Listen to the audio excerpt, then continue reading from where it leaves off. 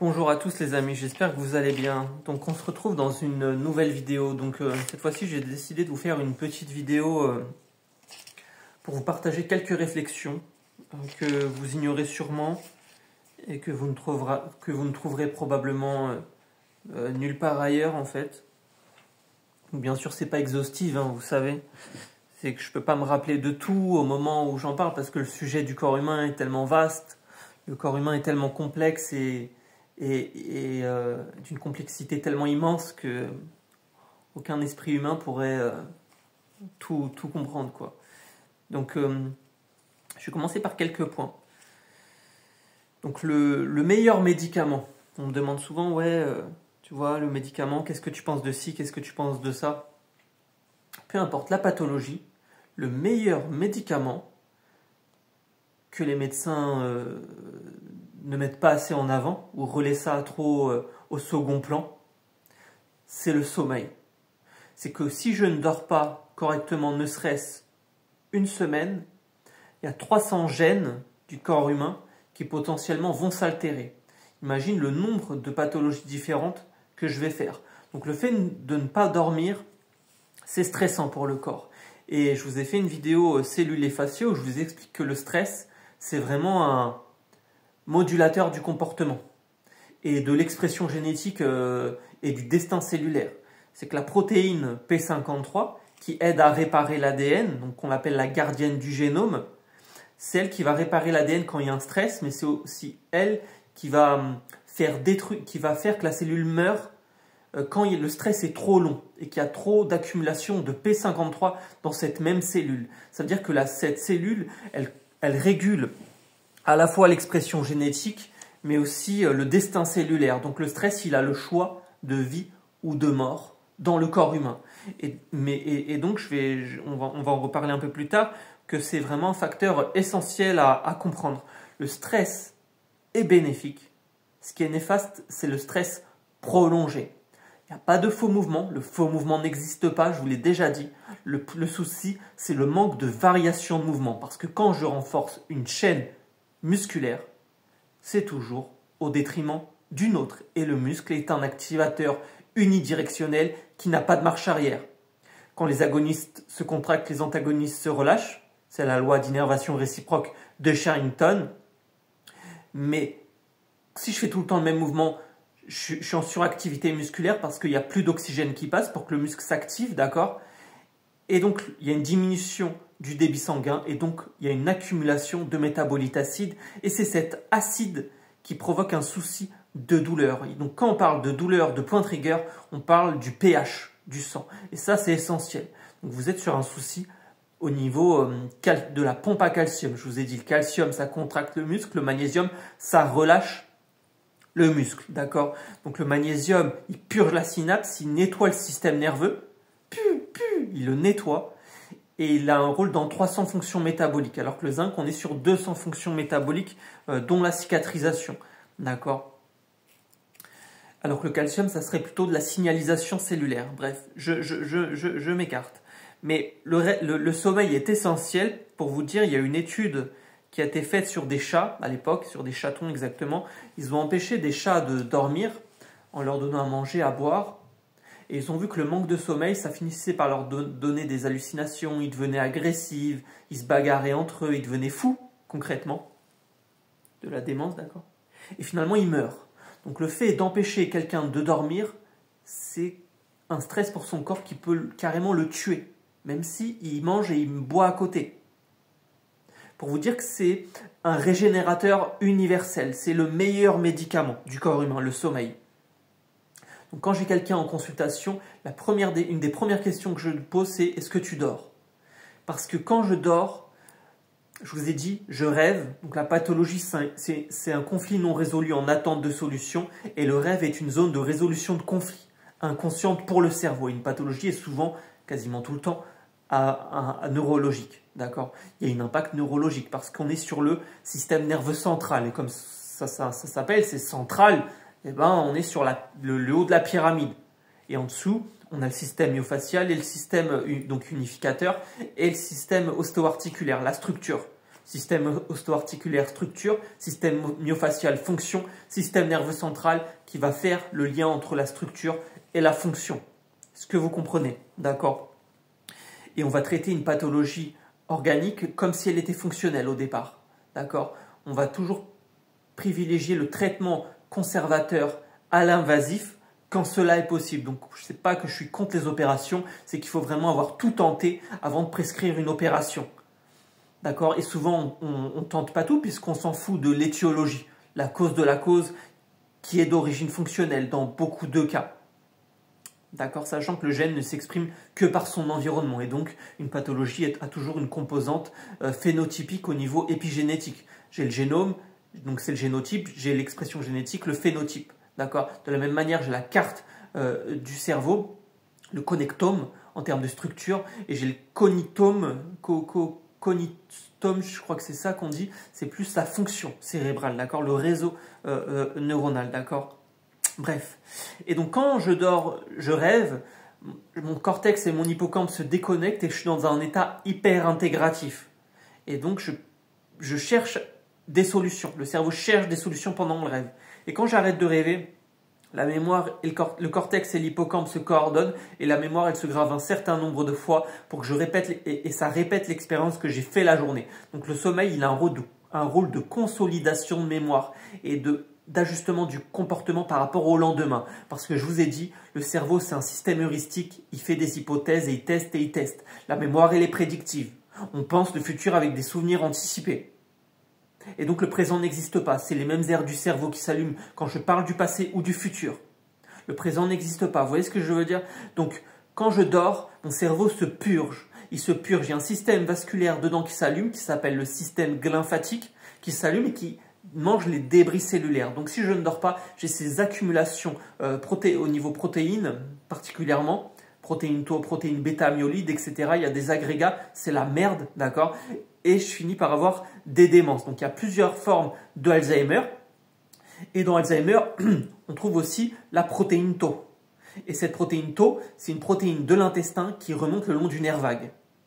D'accord? Et on la retrouve aussi dans Parkinson, cette protéine tau. Donc on voit que Parkinson, la main elle tremble, on est sur un souci malgré tout de mémoire. Alzheimer, on voit qu'il y a des soucis de mobilité, de mouvement aussi, au bout d'un moment. Plus il y a des déficits moteurs, plus la mémoire s'altère, même en termes de souvenirs, parce qu'il n'y a pas de barrière, vous comprenez? Parce que c'est le neurotransmetteur de la mémoire, c'est l'acétylcholine, l'ACH, qui fait le lien entre le système nerveux autonome et le système nerveux central. C'est le neurotransmetteur principal de la jonction neuromusculaire, c'est le même que la contraction musculaire, l'apprentissage et la mémoire. Donc si on veut booster les fonctions cognitives de quelqu'un, il faut le faire bouger. Donc les vieux en EHPAD qui ne bougent pas ou les personnes âgées qui sont chez eux sans interaction avec des humains, eh ben, ils ne font pas travailler leurs neurones miroirs, c'est-à-dire les neurones de l'empathie, de l'altruisme, de la générosité, du langage, mais aussi du mouvement, d'accord? Eh ben, ça les rend feignants. Et en plus, les personnes âgées ne dorment pas ou dorment moins. Et donc, vu qu'elles dorment moins, eh ben, ce système lymphatique travaille moins. Donc, tu vois, il y a tous ces facteurs. Un humain seul, c'est Boris Cyrulin qui le disait d'ailleurs, qu'un humain seul ça fait un cerveau feignant. Et c'est vrai parce qu'on a besoin les uns des autres pour nous rappeler qu'on existe. C'est les neurones miroirs, c'est eux qui s'activent quand je te vois faire quelque chose en fait. Quand tu fais un mouvement, mon cerveau le fait à un certain pourcentage. D'accord? Donc je ne vais pas vous faire une vidéo sur les neurones miroirs, mais j'en ai beaucoup parlé dans mes précédentes vidéos qui se seraient impliquées dans l'autisme. On parle de la théorie du miroir brisé, mais c'est le même système qui code l'action, qui la réalise. Quand j'imagine que je fais un mouvement, mais je ne le fais pas, mon cerveau s'allume à un certain pourcentage comme si je le faisais. Et donc il y a cette histoire d'imagination. Et le rêve permet cette imagination. Et donc, il faut vraiment prendre en compte qu'on est sur un système de mémoire. C'est que j'ai beau avoir tout le système, le plus puissant des systèmes humains, d'accord, on est super complexe au niveau processeur, de traitement de calcul, d'accord. Si on veut, le cerveau, il peut traiter, 70 000 pensées par jour, 60 000 pensées par jour. Si j'ai pas le système qui vient unifier la mémoire, eh ben, je vais merder, d'accord. Et ça, c'est un réseau neuronal avec des comportements réflexes automatiques, d'accord. Et la douleur chronique est un problème automatique. Donc, c'est un réflexe, une amnésie traumatique réflexe. Et je vous rappelle que j'ai publié 2 articles en revue médicale scientifique sur Cairn, donc au niveau des universités belges, suisses, françaises, d'accord, sur la douleur chronique, avec cette théorie de l'amnésie traumatique réflexe. Ça, c'est moi qui ai inventé cette théorie, d'accord, par rapport au niveau neuromoteur, justement, et de paralysie par la peur, qui a fait que j'ai vraiment ce souci, cet axe muscle-cerveau, et j'ai un souci vraiment de contrôle moteur, d'accord. Et donc, le sommeil va faire que je vais augmenter ma tolérance à la douleur. Donc, le fait que je ne dors pas, ça fait que je vais encore moins supporter la douleur. Et donc, il faut dormir pour que le corps puisse se récupérer, d'accord. Donc le sommeil est essentiel parce que quand on dort, on ne fait pas rien. Quand on dort, c'est d'autres aires du cerveau qui s'allument en temps normal que la journée, vous voyez. Et c'est là que je suis dans mes ondes, les ondes du cerveau changent, je suis en sommeil lent, profond, et c'est là que je vais me régénérer un maximum. Donc si je ne dors pas, je ne me régénère pas. Si je ne me régénère pas, je m'use prématurément. Et si je m'use prématurément, je vais au-delà de ma flexibilité, je finis par compenser. D'accord, le corps humain, le cerveau, il a des capacités de compensation et de réemploi neural, même quand des aires du cerveau sont totalement détruites, il peut recruter une autre aire du cerveau pour faire ce travail, mais il y a une certaine limite à cette plasticité malgré tout, cette plasticité réactive, d'accord. Donc le meilleur antalgique, c'est le cerveau, d'accord, parce que le cerveau est capable de créer des endorphines endogènes, d'accord. Donc il est tellement puissant le cerveau qu'il a la capacité en temps normal de freiner les signaux qui montent le long de la colonne vertébrale, d'accord. Donc le neurone de la douleur qui va nous intéresser, nous, c'est le WDR, le Wide Dynamic Range. Il est capable de parler avec la moelle épinière sans que j'ai besoin de retour d'information ni de commande motrice. Ça veut dire qu'il y a déjà un langage interne peau-moelle épinière, et la peau module le message de douleur et la contraction musculaire inconsciente. Donc si on veut toucher un cerveau, on passe par la peau ou l'intestin. Je vous ai déjà dit, le facteur universel de transcription génétique de tous les souvenirs, c'est le CREB. Et le CREB, il marche à la sérotonine. La sérotonine est synthétisée à 95% par l'intestin. Et donc déjà, une fois de plus, le premier cerveau, c'est l'intestin, c'est pas le cerveau, d'accord? Parce que le ventre, c'est vraiment, il peut vivre sans le cerveau. L'inverse n'est pas possible. D'accord, le ventre, il y a 200 millions de neurones, l'intelligence d'un chat ou d'un chien. Je vous rappelle que le chien capable de retenir le plus grand nombre de mots, c'est le border collie avec 1000 mots. Imagine le nombre de signaux qu'un ventre peut interpréter en termes de réponse, sachant que le ventre, c'est le centre des réflexes autonomes. Et la douleur est un problème autonome, d'accord? Parce que la logique, elle est trop longue et donc elle est potentiellement trop dangereuse. Et c'est pour ça que l'amygdale dans le cerveau, l'alarme du cerveau quand il y a un danger, un stress, une douleur, s'allume pour faire face à cette douleur. Et en temps normal, il parle avec le cortex, qui est la logique, d'accord, ce qui fait que je suis un humain, la conscience de soi, j'évalue la situation et après je réponds. Bah là, il n'évalue plus rien. L'amygdale ne prend même plus la peine de demander à mon cortex, à mon humanité, qu'est-ce qu'elle pense. L'amygdale, il a deux voies de projection, une lente, une rapide. Et quand il y a une douleur chronique, il envoie tout dans la partie rapide, dans la voie rapide, qui passe tout de suite dans le thalamus, c'est-à-dire l'autoroute du cerveau. Et donc ça débarque dans la moelle épinière et vous êtes sur cet arc spinal auto-perturbé. Cerveau, danger, cerveau, danger, cerveau, moelle épinière, danger, cerveau, moelle épinière, danger. Et donc on est sur un arc spinal auto-perturbé, auto-parasité, auto-entretenu. Donc il va falloir brouiller le message au niveau de la moelle épinière par tous les moyens. C'est pour ça que je vous ai fait des vidéos sur les cataplasmes d'argile au niveau de la moelle épinière, sur les tapis d'acupression qui visent la moelle épinière, sur les bienfaits du froid et du chaud qui visent la moelle épinière, sur les huiles essentielles, sur les plantes modulatrices, d'accord, etc., sur les ventouses, etc. Je vous ai fait beaucoup sur les automassages, sur les étirements, je vous ai fait beaucoup de contenu pour être autonome et brouiller ce message de douleur avant qu'il atteigne notre cerveau. Et ce message de douleur, c'est le Wide Dynamic Range, d'accord, le neurone de la corne postérieure, c'est-à-dire le neurone qui est près de ma colonne vertébrale, dans mon dos, d'accord, et il n'arrive plus à freiner. Le cerveau n'arrive plus à freiner ce neurone, donc il y a un souci d'activation musculaire au niveau du motoneurone alpha. Vous comprenez que les motoneurones, c'est les neurones du cerveau qui gèrent le mouvement. Et ces motoneurones vont envoyer des impulsions électriques dans les muscles. Et c'est comme si le cerveau, c'était une télécommande et que les muscles ou le corps, c'était une télévision. Et il y a un souci de commande.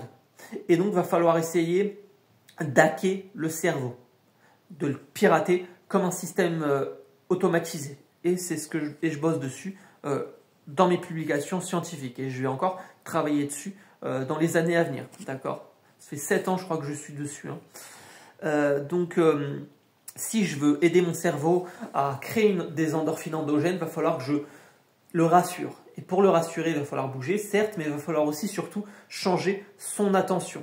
Donc vous vous rappelez, je vous ai parlé du sommeil avant, il faut dormir pour apprendre, dormir pour oublier. Et l'oubli est aussi nécessaire que l'apprentissage. Il faut oublier pour apprendre, il faut apprendre pour oublier. Vous voyez ce que je veux dire? C'est ça la difficulté d'une réadaptation, c'est vraiment trouver toujours ce juste milieu.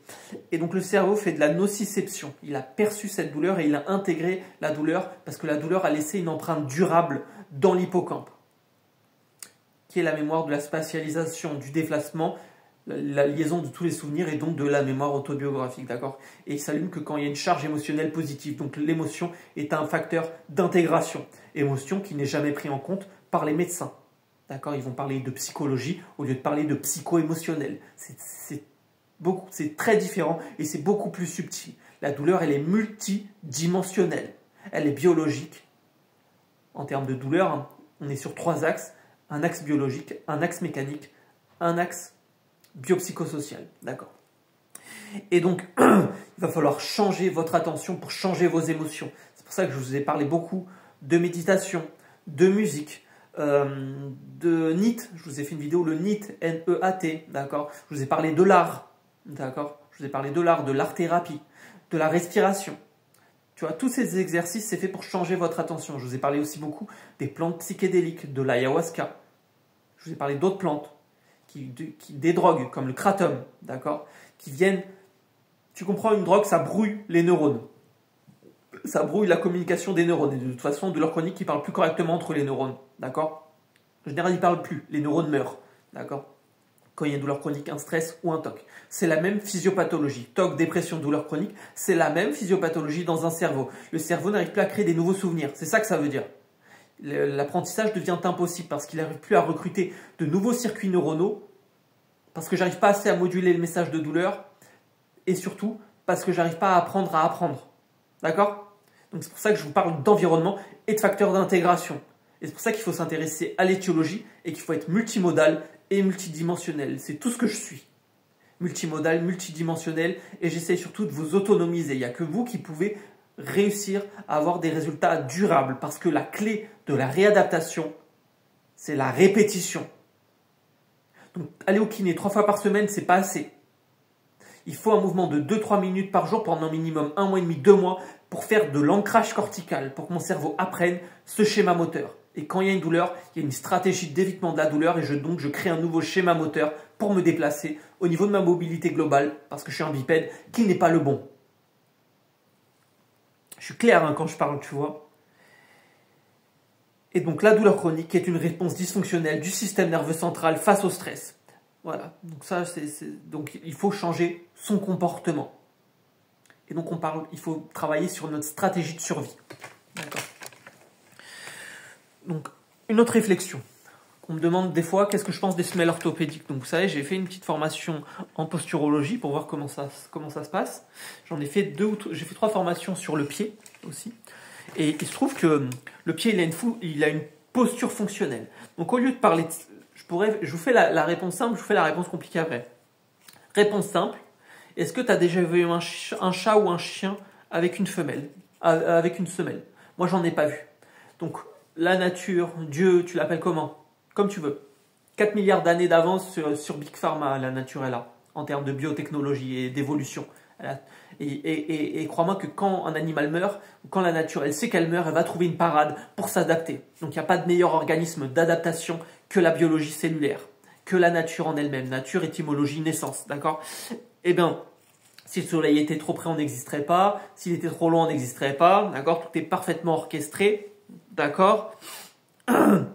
Je prends une cuillère à café d'ADN, et ben cette cuillère à café d'ADN, elle a plus d'informations que toutes les bibliothèques du monde réunies. Je prends une seule cellule humaine, je prends son noyau d'ADN qui fait, je sais plus, 2,5 nanomètres, une cellule humaine, et si je déroule ce parchemin d'ADN, je fais 25 mètres de longueur, d'accord? Je prends un cerveau humain, et ben ce cerveau humain, si je mets tous les neurones d'un cerveau humain à la suite des autres et que je fais une échelle, je fais la moitié du chemin de la Terre à la Lune, un cerveau humain, d'accord?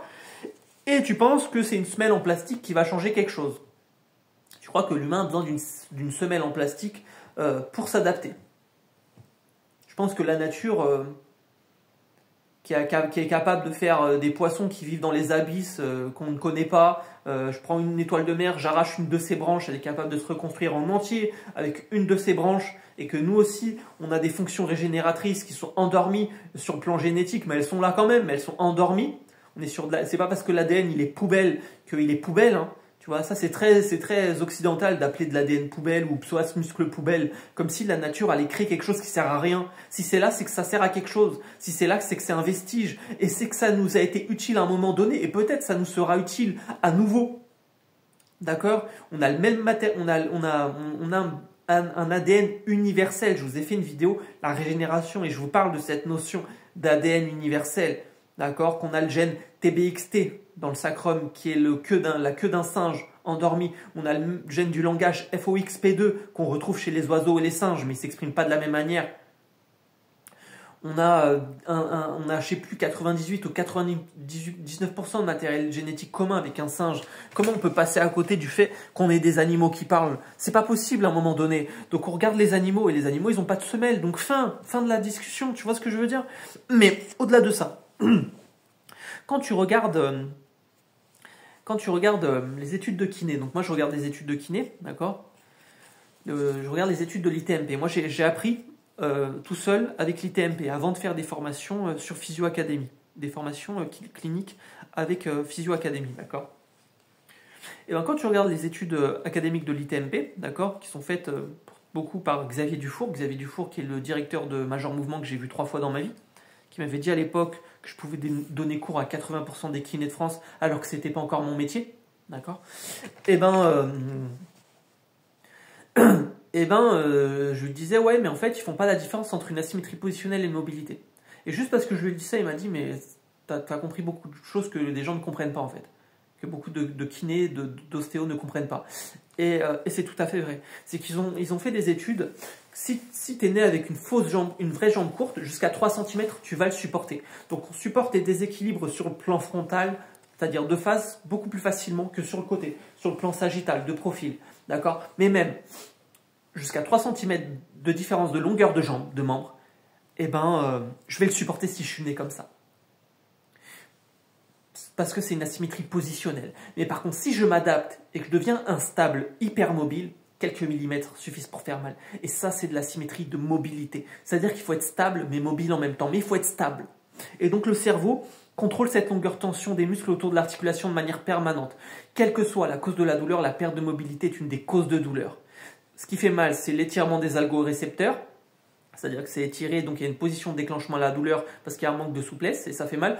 Ou c'est une hypermobilité en réponse à une rétraction à distance. J'ai mal là où ça ne bouge pas, ou j'ai mal parce que ça bouge trop, parce qu'ailleurs ça ne bouge pas. D'accord? Donc, c'est pas une semelle qui va résoudre ça. C'est au muscle de se coordonner correctement et de stabiliser l'édifice. On ne marche pas sur nos têtes. Le bassin, c'est le châssis, les hanches, c'est les suspensions. Le bassin, c'est un carrefour postural. Toutes les chaînes myofasciales, neurophysiologiques ascendantes et descendantes, elles montent, elles passent dedans. On regarde le bassin en priorité, d'accord? Le centre de l'équilibre humain, il est au niveau du nombril, the corps, et on est sur un système de tenségrité biologique, un système autocontraint. Les tendons et les ligaments, eux-mêmes tendus, font que les muscles compriment les articulations, d'accord?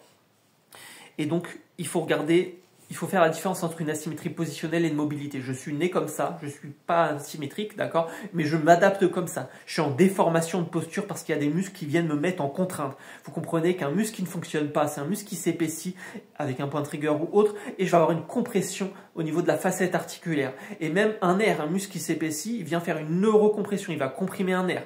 Donc un nerf qui est hérité dans sa gaine, c'est un syndrome neurodynamique. Un nerf qui est comprimé, c'est la gaine du nerf qui est hérité, c'est un syndrome canalaire. Encore l'importance de l'étiologie. Étiologie qui n'est jamais, si ce n'est exceptionnellement, pris en compte. D'accord? Donc le point trigger, il empêche l'étirement complet du muscle, d'accord? Il empêche le muscle de s'activer. Il empêche l'allongement complet du muscle, il le met en relaxation incomplète et en faiblesse de protection.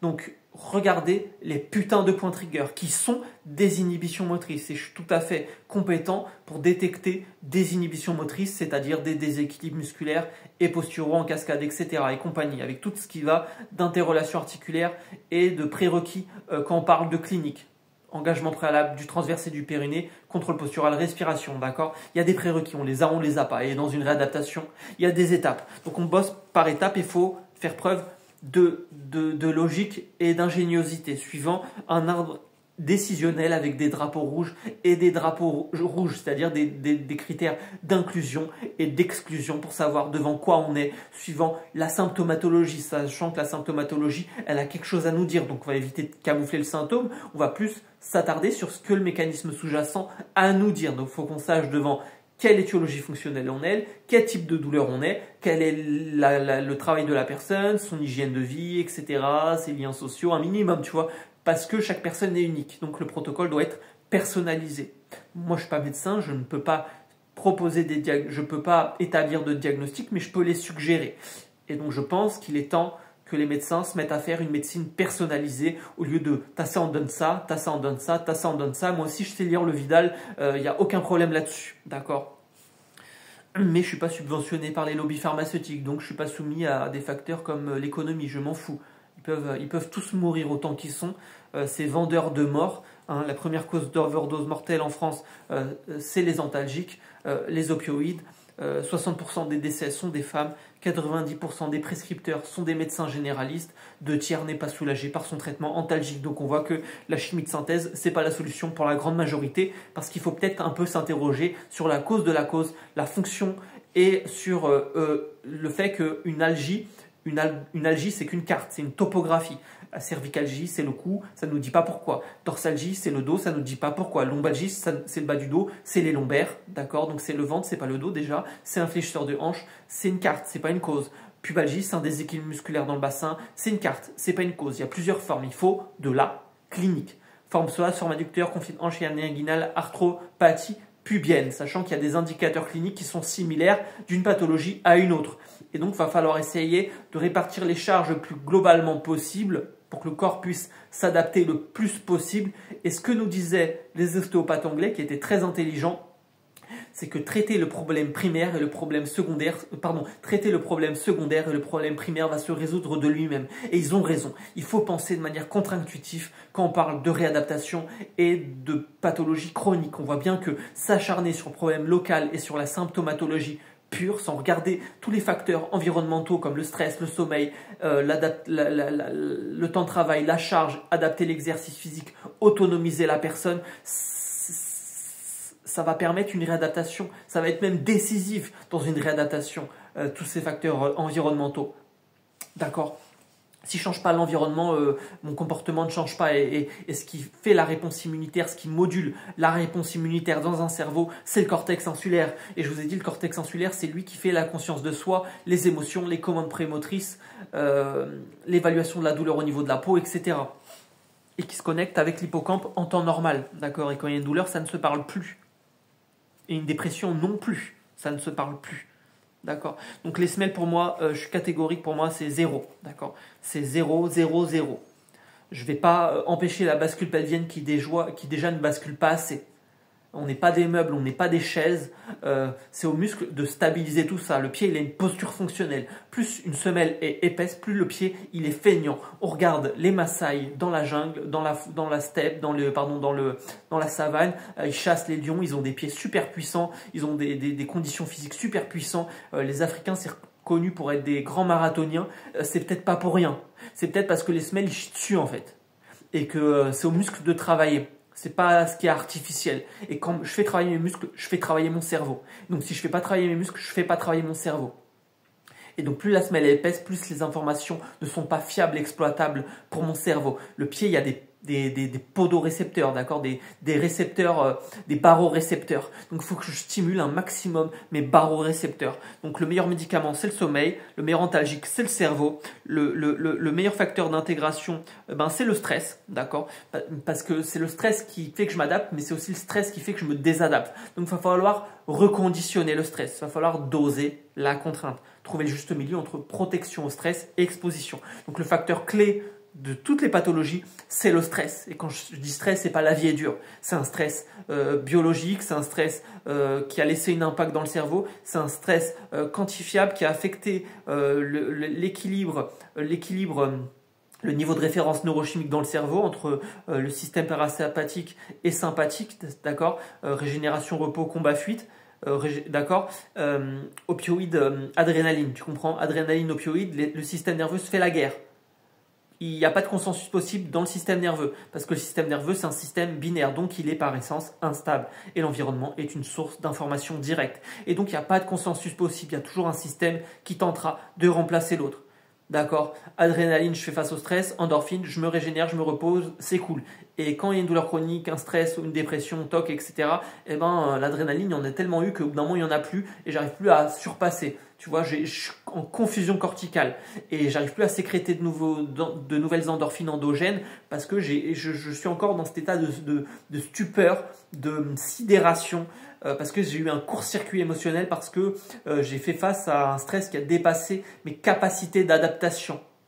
Et quand je dis un stress, encore une fois, c'est pas la vie est dure, c'est que le traumatisme, qu'il soit physique ou psycho-émotionnel, n'est pas vécu comme une expérience globale, mais il est vécu comme une expérience fragmentaire, tu vois, il est vécu comme une expérience qui se stocke sous forme fragmentaire dans la zone somatosensorielle du cerveau, c'est-à-dire la zone du toucher. L'inventeur du mot synapse, Sherrington, nous parlait déjà de toucher affectif et il disait déjà, tu vois, qu'il y avait vraiment ce truc de peau toucher affectif et ça avait été repris, ça avait été aussi développé par Dr Henry Head, qui est un neurologue anglais, d'accord, qui est prix Nobel comme Sherrington, d'accord, qui a fait le lien entre la sensibilité cutanée et les troubles neurologiques. D'accord. Et on n'oubliera pas que les Chinois, ils le savaient ça depuis 4000 ans. Donc les médecines ancestrales, on dit médecine douce, déjà elles n'ont rien de douce, hein, d'accord. Et en plus, elles étaient là avant. Donc on parle de quelle médecine complémentaire en fait? Médecine égyptienne à l'ancienne, médecine d'Amazonie, Ayurveda, médecine chinoise. On parle de médecine millénaire basée sur l'expérience. Et on est face à une médecine moderne d'après-guerre. C'est casser, on répare, d'accord, qui qui est pas intégratif en fait, qui bosse pas l'intégration. Et elles appellent les médecines anciennes médecine douce ou médecine complémentaire, mais elles étaient là avant en fait, les médecines ancestrales. Donc qui est complémentaire de qui? Faudrait un peu remettre les choses dans le bon ordre. Qui est complémentaire de qui? D'accord? D'accord? Et donc la meilleure chaussure, roulement de tambour, c'est la patte chaussure. Voilà, je vous fais faire des économies. Ne me remerciez pas les amis. Donc on dit souvent que le cartilage, il ne peut pas se régénérer, c'est faux. Il peut se régénérer dans une certaine mesure. Je vous ai fait une vidéo de la régénération. Il se régénère par imbibition, même si c'est lent et limité. Ça dépend le type de lésion. Je vous ai fait une vidéo sur les genoux et on voit qu'il y a certaines lésions au niveau méniscal qui ne peuvent pas se régénérer parce qu'il n'y a plus de jonction. Donc ça, c'est pour les lésions radiaires au niveau méniscal. D'accord? Je vous rappelle que j'ai beaucoup de formations cliniques pour le genou, pour l'épaule, pour le cou, pour le pied, pour le dos, pour la mâchoire, pour le... Je peux même plus les citer en fait. Je peux plus les citer. Bref. Et en tout cas, voilà, s'il y a du mouvement, le liquide synovial se déplace et ce liquide synovial, il transporte des nutriments qui vont permettre d'hydrater le cartilage, d'accord? Et donc, il va se régénérer par hydratation, même si c'est lent, d'accord? Mais lent ne veut pas dire impossible. Je vous invite à rester positif et à faire confiance à la capacité d'adaptation de votre corps et de votre cerveau. Et les nerfs, de la même manière, les nerfs peuvent se régénérer de 2-3 mm par jour, mais il faut qu'ils aient l'espace pour le faire. Et donc la première étape d'une réadaptation, c'est-à-dire que je crée de l'espace, je guéris les tissus s'ils sont à guérir, mais en vrai ils sont souvent pas à guérir, on parle d'intégration, c'est le cerveau, d'accord? Et après seulement je peux faire de l'hypertrophie, puis de l'hypertrophie fonctionnelle, d'accord? Donc ça c'est intéressant que je vous le dise, je vous le dis. Et bien sûr le sommeil va aider cette régénération cartilagineuse, tissulaire, etc. Vous voyez ce que je veux dire? Tout est connecté les amis, tout a un lien. Je vous dis rien qui ne sert à rien, d'accord? De la même manière, on dit que l'arthrose c'est le problème. L'arthrose c'est pas le problème, d'accord? Le cartilage n'est pas innervé, du dos, de la hanche, n'est pas innervé. Il est donc insensible à la pression. Techniquement, il ne peut pas être douloureux. Ce qui fait mal dans une articulation, c'est l'inflammation que l'arthrose génère. Donc le meilleur moyen de soutenir une articulation, quand il y a de l'arthrose, c'est de renforcer, c'est de la stabiliser pour qu'elle frotte moins.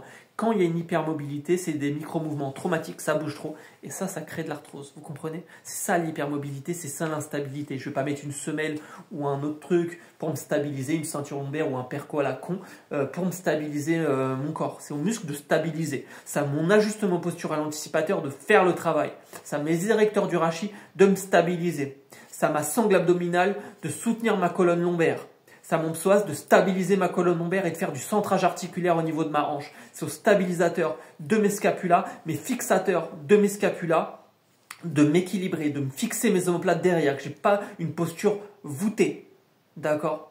Donc c'est à mon fessier de stabiliser ma hanche, c'est à mes adducteurs de stabiliser ma hanche, c'est à mon fessier de faire un mouvement synchronisé avec mon grand dorsal, c'est à mon transverse de précontracter avant tout le reste, avant que je lève ma main ou mon pied, pour me stabiliser. Et donc s'il y a un retard, vous allez le payer. Donc il faut être coordonné, équilibré un maximum pour répartir les charges de manière le plus homogène possible. D'accord? Donc l'arthrose, ce n'est pas le problème. Donc il faut gérer l'inflammation, mais l'arthrose en elle-même, ce n'est pas le problème, parce que la douleur n'a rien à voir avec l'endommagement des tissus. D'accord? Donc la douleur n'a rien à voir avec la lésion tissulaire. C'est la douleur qui fait la tendinopathie, c'est pas la lésion. Il y a beaucoup d'échographies avec des tendons pétés qui ne font pas mal, on est sur du 60%, et des douleurs de tendons, alors que le tendon a l'air d'avoir rien, qui fait mal, parce qu'il y a des anomalies modulatrices dans le tendon. De la même manière, il y a des anomalies modulatrices dans le cerveau quand il y a une douleur chronique, je vous ai dit.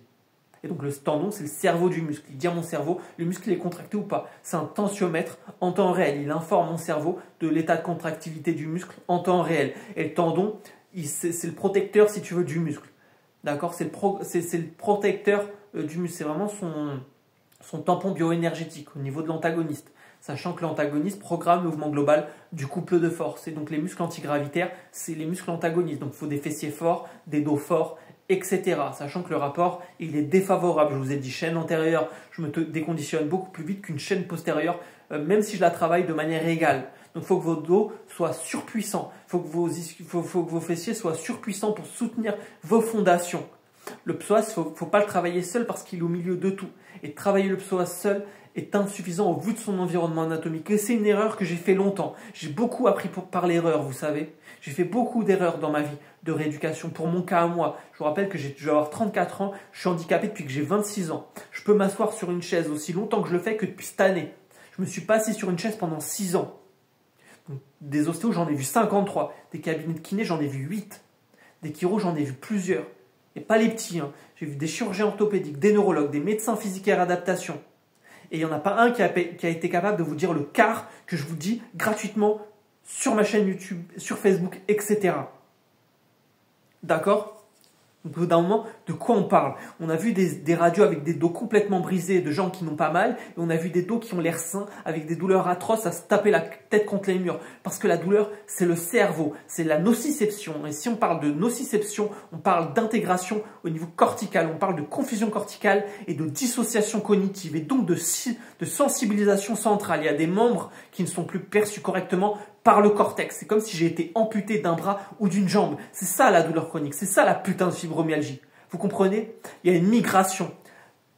Point Jones, point trigger, dermalgie réflexe. Et ça, c'est des nuances et des réflexions que vous allez trouver dans mon livre qui est disponible sur Amazon. D'accord? Parce que j'ai écrit un livre d'anatomie. Vous voyez comment j'ai appris et que après j'ai fait après j'ai publié deux autres articles. Et là, je vais travailler. Je travaille sur 2 autres articles, encore une fois, d'accord? Toujours sur la douleur chronique, d'accord?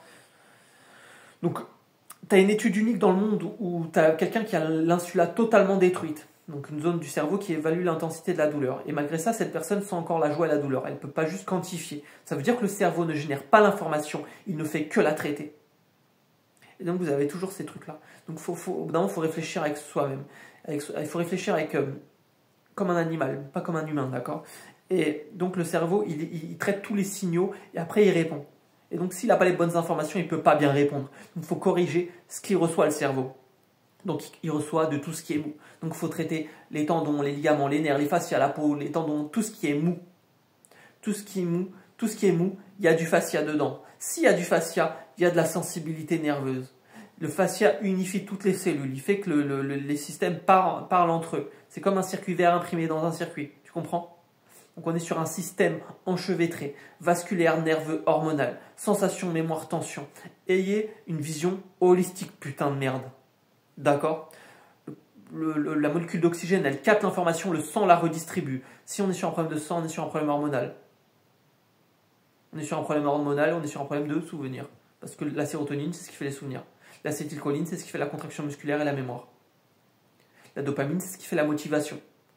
Mais aussi le contrôle moteur fin. La dopamine, c'est l'hormone dominante dans un cerveau. Dans le sens où le cerveau, il a dominance dopaminergique. Ce qui est le plus développé chez un humain, je vous ai dit, c'est le striatum et le cortex de l'humain.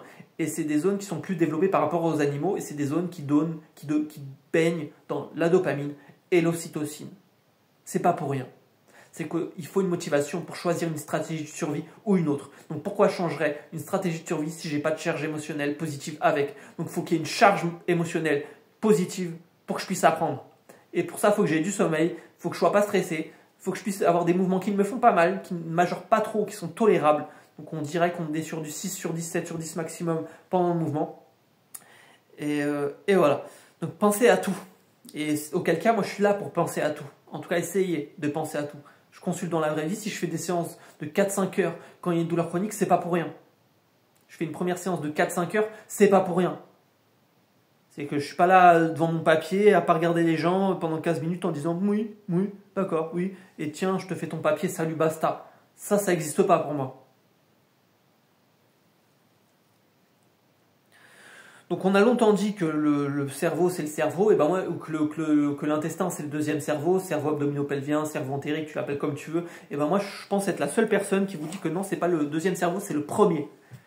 Je vous ai dit qu'il y a 200 millions de neurones dans le cerveau, il y a des milliers de neurones dans le cœur, il y a des milliards de neurones dans le cerveau. Le cerveau il est protégé par la boîte crânienne, le cœur il est protégé par le thorax, le ventre il est protégé par quoi? Par le psoas. Et le psoas n'est pas un muscle comme un autre, c'est le muscle le plus important du corps humain parce que c'est le muscle qui a le plus de nerfs impliqués dans les réponses de combat et de fuite. Quand il y a un danger, je me mets en boule. Je ne peux pas sortir de cet état de tétanie, de réflexe archaïque, de position fétale parce que j'ai plus cette capacité à trembler comme un animal. L'animal, il arrive de manière instinctive, primale, à trembler pour décharger son système nerveux autonome. Et je vous ai dit, le ventre, c'est le centre des réflexes autonomes. Et le psoas n'est pas un muscle comme un autre. Il est connecté au diaphragme de manière anatomiquement directe et le diaphragme est connecté au transverse. Le transverse, il est synergique avec le périnée avec le multifide, le transverse aussi avec le multifide. Ces trois-là se coordonnent pour faire ce qu'on appelle l'ajustement postural anticipateur. Et une semelle n'en a rien à foutre de l'ajustement postural anticipateur. Comme le perco n'en a rien, ou le shorty strap n'en a rien à foutre de l'ajustement postural anticipateur. Donc les posturologues, les podologues n'en ont rien à foutre de l'ajustement postural anticipateur. Est-ce que ça c'est clair maintenant? Que le seul traitement, c'est le mouvement, c'est le renforcement. Et que la passivité n'amène que des résultats passifs et donc pas actifs. Et donc je ne fais pas intervenir assez mon cerveau pour créer des nouvelles connexions neuronales et apprendre de manière durable pour modifier mon comportement face au stress, douleur, TOC, dépression. C'est clair, tu vois. D'accord. Donc comme je vous ai dit, tous ces trucs de soutien, shorty strap, tu sais, pour les pubalgies, perco, qui sont censés être des trucs stabilisateurs. Je ne vais pas me faire d'amis quand je dis ça, je le sais très bien. Mais moi, je ne suis pas payé. Pour moi, je trouve ça pas moral. Je trouve ça pas moral de donner des substitutions qui vont camoufler les symptômes alors qu'on ne corrige pas le problème initial. Le problème initial, c'est un problème de mouvement. Donc je corrige le mouvement. Et le mouvement, je ne le corrige pas en mettant quelque chose d'artificiel. Je le corrige en faisant travailler ma jonction neuromusculaire, en faisant travailler mon motoneurone alpha, mon fuseau neuromusculaire. Parce que seul l'état contracté du muscle coupe le signal du fuseau neuromusculaire. Tu comprends que l'élément de base de l'influx nerveux, c'est le potentiel d'action. Quand il y a une douleur chronique, le potentiel d'action, il est piégé. Et si je stimule assez mon potentiel d'action, il se répète, il monte, avec cette même caractéristique, cette loi du tout ou rien, c'est une loi de neuroanatomie, d'accord? Et j'ai le réflexe ou je ne l'ai pas. Quand il y a une douleur chronique, je ne l'ai pas, le réflexe, d'accord? Parce que j'ai un réflexe de paralysie par la peur, de flexion nociceptive, qui a fait une sensibilisation centrale. Il a merdé. Il est entre deux. Tu comprends? Quand on parle de douleur, on parle de surtension. Et donc c'est bien qu'il y a de l'énergie en trop. La gazelle n'a pas pu trembler. Mon cerveau n'a pas pu trembler. N'a pas pu oublier ce traumatisme de la douleur chronique. Et donc, ce n'est pas des pseudo-technologies artificielles qui vont faire quoi que ce soit. La meilleure technologie, elle est déjà là. Ça sert à rien de chercher la meilleure méthode. Elle est là, la meilleure méthode. Faites fonctionner votre neuroplasticité, putain. Et donc, il y a des muscles stabilisateurs, je vous ai dit des muscles mobilisateurs, des muscles qui vont faire que je vais être stable, des muscles profonds, des muscles superficiels. Donc, les muscles superficiels, c'est plus le contrôle moteur fin, d'accord, les mouvements dynamiques, etc., rapides. Et les muscles profonds, c'est plus des muscles qui vont me stabiliser. Sachant qu'il y a un switch de toute façon, profond, superficiel. Même quand je contracte mes muscles superficiels, mes profonds précontractent. Il y a un turnover dans les fibres. Je vous ai dit, vous avez des fibres de type 1, des fibres de type 2. Donc les fibres de type 1, c'est les fibres lentes. Elles sont puissantes mais pas endurantes. Et donc elles sont rouges. D'accord, donc il y a du sang. Donc on est toujours sur un putain de problème de sang. Ça, tu vois le lien. Et les fibres de type 2 qui sont rapides, puissantes mais pas endurantes. Et donc, c'est des fibres blanches. Et donc, elles sont faiblement vascularisées, c'est pour ça qu'elles sont blanches. Donc, elles ne fonctionnent pas de la même manière. Mais dans tous les cas, vous avez une plasticité musculaire qui est possible. Ils ont fait des études, j'ai fait une formation en inhibition motrice par un kinéostéo spécialisé en neuromotricité qui me disait, ils ont fait des études, ils ont changé le câblage des cellules musculaires, type 1, type 2, ils ont vu que la cellule est capable de changer de spécialisation. Elle est capable de se différencier autrement. Donc elle peut s'adapter, la cellule musculaire, à changer de type comme ça. Vous comprenez la plasticité musculaire, à quel point elle est incroyable. Donc tant que je ne change pas la gravité que mon corps perçoit, tant que je change pas le fonctionnement de mon muscle par un mouvement actif dans lequel je fais intervenir mon cerveau, je ne fais pas travailler mon cerveau assez, donc il ne peut pas apprendre, il ne peut pas répondre correctement au niveau de son immunité. Et donc de sa capacité à faire face à la gravité, parce qu'on voit bien que c'est la gravité qui fait mal. C'est pour ça que dans l'eau, on a moins mal, tu comprends? Et donc c'est ça un système de tenségrité biologique. Et donc moi j'ai créé un modèle de tenségrité biologique pour la douleur chronique qui est disponible sur internet avec un abonnement, donc sur une revue qui était anciennement hébergée par le CNRS. D'accord, donc le directeur de la publication de mes articles, c'est le docteur Vicari. D'accord. Mais je vous donne des termes à un moment donné, parce que c'est pas parce que je suis pas médecin que je suis con non plus, tu vois. Ou que je suis pas légitime à parler. Moi, je me suis pas assis sur une chaise pendant 6 ans. J'ai donné 16 000 € à des thérapeutes pas capables de m'autonomiser et de m'aider concrètement à essayer de trouver une solution. Essayer, c'est pas assez. Au bout d'un moment, faut quand même aller au-delà du standard. Et le standard, il va pas très loin. Parce que je vous ai dit, faut faire quelque chose de personnalisé, quelque chose qui vous convienne. Donc le meilleur médecin, c'est le médecin intérieur, et le meilleur kiné, c'est vous. Le meilleur ostéo, c'est vous. Il n'y a que vous qui pouviez être acteur de vos guérisons, et les résultats dépendront de votre implication. C'est tout. À 80%, les résultats d'une amélioration d'une situation pathologique, c'est votre implication.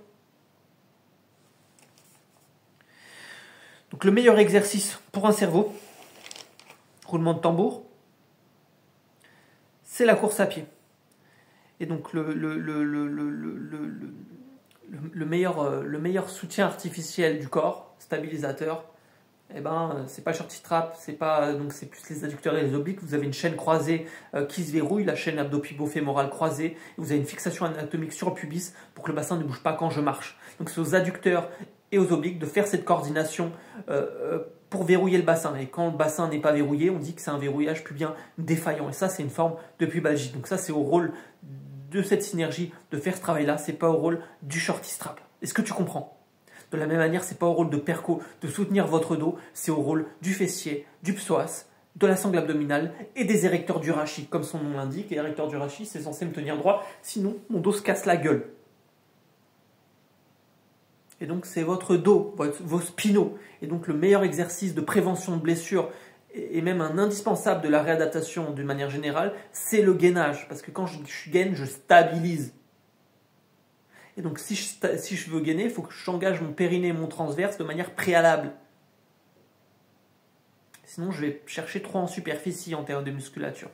Et je ne vais pas chercher mon multifide. Le multifide, le grand oublié des salles de kinésithérapie. D'accord?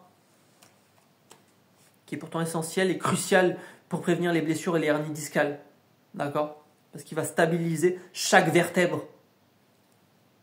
Et toutes les courbes du dos dépendent de l'angle du bassin. Et donc, si le bassin se casse la gueule, c'est une pubalgie. Donc, il faut chercher les formes. Parce que, comme le bassin, c'est un carrefour postural, la pubalgie, c'est multipathologique. Voilà, fin. Tu vois? Donc, on est toujours polyfactoriel, multipathologique et compagnie. Donc, il faut un protocole adapté, le plus précis possible à votre condition, parce qu'elle est unique. Vous êtes unique, vous avez un morphotype propre, une génétique propre, une expression génétique propre, etc., etc., etc. Un polymorphisme génétique, ça s'appelle. Donc il faut être le plus personnalisé possible. C'est très difficile, hein. Là je suis synthétique, mais c'est très compliqué. J'ai pas toutes les réponses, j'ai pas toutes les clés. Vous imaginez bien, je suis pas Dieu, d'accord? Et donc, le meilleur exercice, c'est la course à pied. Parce que dès que je mets des taux d'oxygène assez forts dans mon cerveau, et en plus je fais marcher mon hippocampe parce que je me déplace, je vous rappelle que les taxis new-yorkais ont un hippocampe surdéveloppé à force de retenir le nom des lieux, parce qu'il y a des neurones lieux dans l'hippocampe. L'hippocampe qui s'occupe, comme je l'ai dit, de la mémoire, de la spatialisation et du déplacement. Et quand il y a une douleur chronique, il est atrophié. Quand il y a une douleur chronique, le cortex est atrophié. Par contre, l'amygdale, lui, il est hypertrophié, il est trop gros. Et l'hippocampe, il est aminci. Le cortex, il est aminci. C'est des choses qu'on voit en anatomie sur des dissections, en autopsie, sur des cerveaux des dépressifs. On voit que le cortex, il est aminci. Comme chez les douleurs chroniques, il est aminci parce que les neurones ne parlent plus. Donc il faut remettre cette connectivité entre le cortex et l'hippocampe. Donc il faut faire des ponts par l'expérience. Et donc quand je cours, j'augmente mes taux d'oxygène, je crée des nouveaux neurones. Malheureusement, quand il y a une douleur chronique, le courir, je vais majorer le déséquilibre parce que je marche sur des compensations. Et donc tant que je n'ai pas la bonne sensation du mouvement, que je n'ai pas intégré le nouveau schéma moteur, parce que je marche avec un nouveau schéma moteur qui n'est pas le bon, mais comme je m'en sers depuis tellement longtemps, parce que j'ai mal depuis tellement longtemps, c'est devenu le nouveau schéma moteur de référence. La biochimie du cerveau, elle change en 3 mois face à une douleur. Donc il va falloir du temps pour se réadapter, d'accord? Et donc je peux créer des nouveaux neurones de différentes manières, par exemple avec des plantes psychédéliques sérotoninergiques, des analogues, parce que je vais imaginer des choses, je vais faire une expérience unifiée, je vais participer à la neurogénèse, hein, d'accord? Donc je vous invite à regarder ma vidéo ayahuasca, molécules de l'esprit, les meilleures plantes, etc., etc. La régénération. Et je peux aussi, le fait de pousser mon cerveau à résoudre un problème intellectuel, à trouver une solution, je vais créer de nouveaux neurones. Donc on voit qu'il y a une dépense énergétique neuronale, même quand je fais travailler mon cerveau, même quand je joue à un jeu vidéo, que je cherche à résoudre un problème dans un jeu vidéo, il faut trouver la clé, machin, je joue aux échecs, je crée des nouveaux neurones, d'accord? Parce que le cerveau ne fait pas la différence entre l'imagination et la réalité. Mais quoi qu'il en soit, si je crée mes nouveaux neurones et que je n'incorpore pas ces nouveaux neurones dans un nouveau circuit neurologique par le mouvement quotidien, en quelques semaines, ils vont s'autodétruire. Donc il n'y a que le mouvement lui-même qui fait que j'apprends à long terme. Parce que, roulement de tambour, c'est une base de l'ostéopathie pourtant, hein, Irving Corr. La machine primaire de la vie, c'est l'appareil locomoteur. Donc Irving Corr, c'est un monument de l'ostéopathie comme Lawrence Jones, d'accord, qui a créé la méthode Jones, d'accord. Et je ne comprends pas pourquoi les ostéos n'en ont rien à foutre de la machine primaire de la vie, c'est l'appareil locomoteur, alors que Irving Corr était déjà très pointu en neurophysiologie. Et s'il n'y a pas de mouvement, il n'y a pas de résultat. Donc le fait de ne pas donner d'exercice physique quotidien aux gens pour qu'ils puissent progresser, une fois que je leur ai amené de la mobilité transitoire, si c'est le cas, par des techniques ostéopathiques de trust, je ne vois pas l'intérêt. Pas de mouvement, pas de résultat. Pas de mouvement actif, pas de résultat durable, pas de stabilisation par le mouvement, pas de résultat. Sachant qu'on l'a dit, s'il y a un déséquilibre musculaire, il y a probablement des hypermobilités dans l'histoire, de l'instabilité, des micro-mouvements traumatiques. C'est pour ça qu'on dit hyperlaxe, mais en général, les hyperlaxes, si tu regardes, ils sont super raides ailleurs, avec une hanche qui se verrouille, une hanche qui bouge trop, un pubis qui bouge trop, un bas du dos qui bouge trop, une cage thoracique qui s'enraidit, une tête qui part en avant, un cou qui devient stable et une mâchoire qui se serre avec une épaule plus haute que l'autre, mais en vrai elle est plus en avant, une hanche plus haute que l'autre, mais en vrai elle est plus en avant, tout ça c'est le même côté, une attitude scoliotique, un bassin qui part trop en avant, je me cambre trop, je m'enroule trop en haut, posture voûtée, la tête elle part en avant pour se mettre au-dessus du bassin qui part en avant, et je me désaligne. Donc il va falloir se réaligner par le mouvement pour se resynchroniser, transfert de force au bas, qui fait le transfert de force au bas, le grand dorsal, la sacro-iliaque et les abdominaux. Deux types de pubalgie, football ou rugby. Trop puissant en haut, trop puissant en bas. Le résultat, c'est le même. Je me tords en deux. Torsion pelvienne. S'il y a une torsion pelvienne et qu'elle n'est pas physiologique, c'est une pubalgie. D'accord? J'ai pas le droit de dire c'est une pubalgie, mais potentiellement c'est une pubalgie. Je suggère que c'est une pubalgie. Voilà. Soyons prudents pour la Gestapo. D'accord? Donc, il n'y a que le mouvement qui fait que j'apprends à long terme. D'accord? Donc, si je prends un chat et que le genou du chat, et que je le jette d'un toit, le record du monde du chat, c'est 147 mètres sans se blesser avant qu'il touche le sol. Le mammifère terrestre le plus rapide de la Terre, c'est le guépard. Et et le guépard s'étire, le chat s'étire, les animaux s'étirent.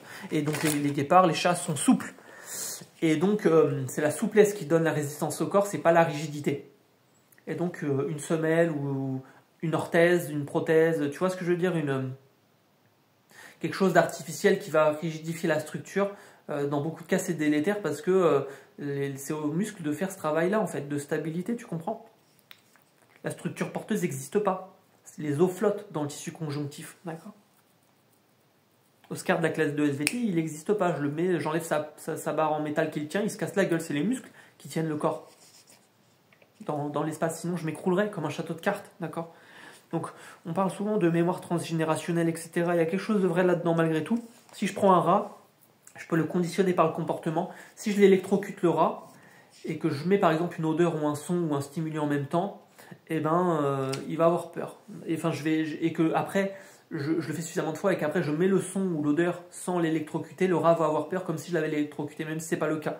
Et ben si je lui incorpore ce réflexe dans son hippocampe, dans sa gueule, d'accord, ce comportement de peur, et que ces enfants à ce rat, je mets le son ou l'odeur auquel le rat a fait cette association de peur par rapport à l'électrocution, ben le raton va avoir peur, même si c'est pas lui qui a vécu la chose. Donc il y a une mémoire transgénérationnelle qui est transmise dans la génétique du cerveau. Et ça s'appelle la neurogénomique.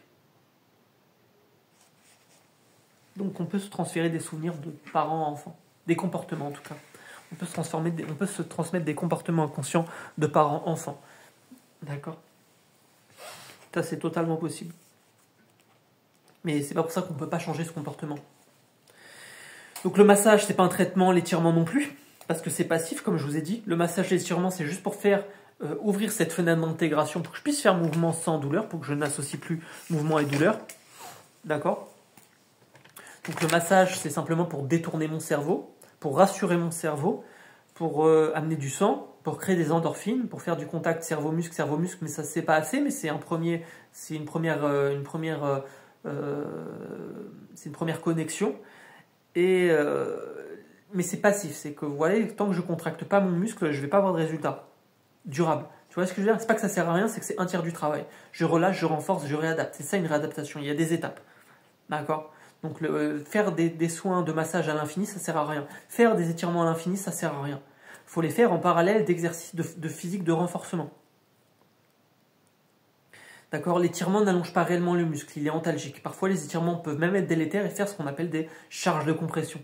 Donc le tendon aime la charge, le tendon doit porter, il aime porter, il aime porter. Donc le massage, pareil, c'est que je ne vais pas faire de connexion durable, je vais pas faire... tu comprends, le muscle, il est ou contracté ou relâché, ou étiré ou raccourci, il ne peut pas être les deux. Quand il y a une douleur, il est les deux. Donc il sait plus c'est quoi, contracté ou relâché. Il a perdu ce principe de pompe. Je contractais, je suis relâché. Il a oublié, je contractais, je suis relâché. Il est entre les deux. Donc il fait mal, parce qu'il ne peut pas trembler. Tu comprends, c'est toujours pareil. Donc, ça c'est important de le comprendre. Si c'est passif, il n'y a pas d'intégration. Je mobilise la fibre, j'active, j'intègre. Je relâche, je renforce, je réadapte. Je crée l'espace, je crée de la masse, une fois que j'ai créé de l'espace par le massage, l'étirement, etc.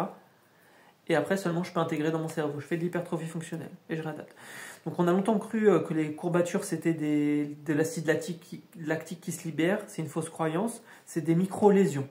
Donc c'est comme de la musculation ou un massage. Des fois on peut faire des micro-lésions avec un massage, notamment au niveau transverse profond. D'accord. Moi je sais que je masse souvent en transverse profond. C'est une technique qui a été inventée par un médecin britannique orthopédique, un chirurgien orthopédique, c'est-à-dire que je masse en perpendiculaire les fibres. D'accord. Donc aucun schéma moteur n'est figé dans le temps, ça veut dire que le cerveau peut toujours apprendre. 4 types de plasticité: neurogénèse, fabrication des nouveaux neurones, réactivité, réactive, celle qui répare. Donc le système nerveux périphérique, les nerfs se réparent beaucoup mieux que le cerveau, mais le cerveau peut se réparer quand même, mais c'est long et compliqué. D'accord. Plasticité pathologique ou anormale, c'est-à-dire la douleur, les TOC, la dépression, Parkinson, ce que tu veux, sclérose en plaques, d'accord. Et plasticité par l'expérience, c'est-à-dire que le cerveau peut faire des ponts par l'expérience. D'accord. Vous avez aussi un code neuronal, fréquence-séquence multiplexée, fréquence-séquence multiplexée, c'est-à-dire la quantité, le temps ou les deux. Les neurones peuvent faire de la convergence, de la divergence ou de la collatérale récurrente. c'est-à-dire qu'ils peuvent parler près les uns les autres, loin les uns des autres, s'autocorriger. Il y a aussi une transmission endocrine. Et le cerveau est considéré comme une glande endocrine. Tu peux prendre le truc de tous les côtés, tu fais des ponts comme tu veux. D'accord. Donc le cerveau peut toujours apprendre. Donc la douleur, c'est pas un problème en fait, c'est le mouvement le problème. Donc la vitesse de contraction change sa force. Un muscle qui a du retard, c'est une inhibition. Vous pouvez avoir ça c'est que moi qui a tendance à le dire. Vous pouvez avoir une inhibition hyper réactive, hypertonique, donc hyper tendue, ou une inhibition affaiblie, hypotonique. Ça marche trop ou ça marche pas. C'est-à-dire que dans tous les cas, il y a une déconnexion au niveau du cerveau. Donc il y a des endroits qui travaillent trop et des endroits qui ne travaillent pas. Les endroits qui ne travaillent pas, ils ne travaillent pas parce qu'ailleurs ça travaille trop. Et ceux qui travaillent trop parce qu'ailleurs ça ne travaille pas. Et vous êtes dans ce cas-là dans des inhibitions réciproques. Des muscles qui s'autofreinent. Vous avez aussi des dominances des synergistes. Quand un muscle principal ne marche plus correctement, c'est les muscles avec lesquels qui travaillent trop et donc ils surchargent. Et donc vous avez aussi un muscle, les muscles doivent se coactiver. Ils marchent par couple de force. Moteur-frein, agoniste, antagoniste. Quand un agoniste ou un antagoniste marche trop, on dit qu'il est prédominant. Donc il ne faut pas qu'un muscle soit prédominant, il faut qu'il soit équilibré. C'est très complexe tout ça. Donc c'est pas avec des à peu près ou sur Facebook en posant des questions que vous allez y arriver. Au bout d'un moment, il faut demander à des professionnels comme moi ou d'autres en réadaptation pour trouver une solution. D'accord. Donc le meilleur moyen de relâcher un muscle, c'est de l'activer. Le relâchement du muscle dépend directement de la qualité de la contraction. Donc, plus un muscle se contracte de manière physiologique et correcte, puissante, et bien mieux il va se relâcher parce qu'il a un effet rebond le muscle. Et ça, c'est le docteur Pollack qui a développé ça. Donc la grande difficulté de la réadaptation, c'est d'avoir cette sensation du mouvement. C'est pour ça que je vous ai fait une vidéo contracté-relâché, automassage, contraction flash, etc. Donc comme je vous l'ai dit, l'ostéo, c'est pas que ça sert à rien. Pour moi, tous les kinés devraient être ostéo. En réalité, ils devraient tous faire des manipulations d'ostéo après. Mais c'est pas assez. Parce que, déjà, c'est pas parce que ça craque que la technique a marché. Tu peux faire une technique qui ne craque pas, mais elle a marché. On peut arriver au même moyen sans thrust, sans craquement. D'accord. De manière plus progressive dans l'amplitude, on peut y arriver. Il n'y a aucun problème. Mais surtout, c'est passif. Et donc, les bienfaits ne sont que transitoires. D'accord. Quand je vais craquer quelqu'un au niveau d'un moelle épinière, moi je craque personne parce que je ne suis pas ostéo, d'accord. Je n'ai pas le droit de faire de manipulation vertébrale, je fais plus des tractions douces, tu vois, des levées de tension, ce genre de trucs, tu vois, et surtout des massages. Hein. Et ben, je vais pas, comme c'est passif, quand le mec va craquer quelqu'un, il va faire un réflexe au niveau des ganglions de la moelle épinière. Donc il va stimuler, si tu veux, la dopamine, le système endocannabinoïde, faire quelques endorphines, il peut, c'est possible, mais c'est limité. D'accord. En 2 jours, ça va repartir parce qu'il n'y a pas de clinique derrière. Tu comprends, quand je dis qu'il n'y a pas de clinique, c'est qu'il n'y a pas d'arbre décisionnel, il n'y a pas d'étiologie. C'est ça, c'est ça, c'est ça, c'est ça. Tant que je ne sais pas c'est quoi le problème, ce n'est pas la technique ou la méthode qui va faire quoi que ce soit. Il faut identifier le problème pour pouvoir faire un protocole adapté dans lequel la personne s'autonomise et fait des ponts par l'expérience avec son putain de cerveau. Donc c'est pas de la clinique parce que je fais pas assez et surtout je ne fais pas intervenir la plasticité du cerveau. Tu comprends que passif, ça veut dire que je fais rien. Là, je fais un mouvement passif, quelqu'un prend mon bras, il le déplace, c'est passif. Par contre, si c'est moi qui contracte mon muscle, qu'est-ce que je fais devant un miroir, avec un poids, avec un élastique? J'essaye de faire ce contrôle moteur, je vais moins loin, je réfléchis à ce que je fais, je me concentre à ce que je fais, j'ai conscience du mouvement. D'ailleurs, on parle de reprise de conscience de lordose lombaire, c'est pas pour rien, c'est parce qu'il n'y a plus d'alignement en fait. Il n'y a plus de contrôle postural, il y a une perte de conscience de lordose, mon cerveau ne sait plus où est le dos dans l'espace en fait. Quand il y a une lombalgie, il a l'impression que le dos tombe en arrière, donc il y a une hyperréactivité. Il y a une hyperactivité au niveau des muscles du dos, le dos ne se relâche jamais, c'est pour ça qu'il fait mal, d'accord? Eh ben, je ne vais pas avoir de résultat, tu comprends? Il n'y a que 4 causes possibles d'origine fonctionnelle quand il y a une douleur chronique, d'accord? Déséquilibre musculaire, déséquilibre postural et ou déséquilibre raideur articulaire et ou hypoextensibilité locale, c'est-à-dire un manque de souplesse. Et de la même manière, il y a 3 types de douleurs. Mécanique, celle qui fait mal pendant l'effort mais qui ne fait pas mal au repos, inflammatoire, celle qui fait mal plutôt la nuit, qui diminue pendant l'effort mais qui me fait des réveils nocturnes, qui fait des raideurs matinales. Plus la douleur est longue, la raideur est longue le matin, plus c'est inflammatoire. Et donc une mécanique, ça va être des raideurs de quelques minutes. Inflammatoire, on est plus sur des douleurs de 10 minutes, 15 minutes, une demi-heure, même des heures. Il y a un temps de déverrouillage. Donc quand on parle de douleur, on parle de douleur horaire. Et donc c'est des questions que les médecins devraient poser. Quel type de douleur horaire nous avons? Mais ils le font pas parce qu'ils s'en foutent, d'accord? Ibuprofène et compagnie, voilà, c'est tout ce qu'on sait faire. Ibuprofène, tramadol, tiens, ferme ta gueule, et c'est tout, comme si c'était une solution. Alors que c'est pas une solution. C'est pas une solution. On voit bien que le surdosage, ça tue. On voit bien que le corps s'habitue, le cerveau s'habitue, et il s'habitue parce que c'est pas intégrable. Que le problème, c'est pas la douleur, le problème, c'est le mouvement. En tant que j'ai mal quand je bouge, je vais avoir mal même quand je bouge pas. Parce que le cerveau, il a intégré que j'ai mal quand je bouge. Il fait de l'association. Ça s'appelle l'apprentissage. Eh bien, donc pour ceux qui ne savent pas, j'ai aussi une formation en neurosciences cognitives donnée par Claire. Claire qui a un master en neurosciences cognitives de l'université de Liège. D'accord? Ouais, c'est ça. En psychologie, spécialisée en neurosciences cognitives. Voilà, c'est plus ça, son master. Bon, c'est quand même quelque chose. Et donc, il faut s'interroger. Ou c'est une douleur nociplastique. Je vous ai dit, c'est le cerveau, c'est constant, il n'y a pas vraiment de règle. Et quand il y a mal plus de 3 mois, bah, c'est sûr qu'il y a du nociplastique dans tous les cas. Parce que je vous ai dit, il y a une empreinte durable.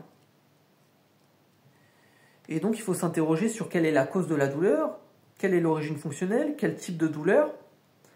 Parce que et c'est souvent mixte, ces types de douleurs sont souvent mixtes, donc la douleur est multidimensionnelle, comme je vous le dis. Multidimensionnelle, multipathologique, multifactorielle. Tu vois, c'est qu'il y a des formes qui sont différentes, des types de déséquilibres qui sont différents. Il y a différentes manières de compenser. Il y a des syndromes croisés supérieurs, des inférieurs, il y a des syphoses dorsales kyste majeures, des tassements lombaires, des rétrolisthésis, des distensions abdominales, des amnésies des fessiers, des rétractations au niveau des adducteurs, des ischios, des raccourcissements. Des fois, le muscle n'est pas faible, mais il est raccourci. Au niveau des mollets, par exemple, des ischios, une faiblesse des extenseurs, des lombaires, des fléchisseurs des orteils, etc. etc. D'habitude, j'ai l'habitude de dire que quand il y a une faiblesse, il y a un tremblement. Donc les tests orthopédiques, moi je les fais comme ça. Je teste les amplitudes, je teste des positions de déclenchement à la douleur avec des flexions actives, des mouvements actifs que la personne fait.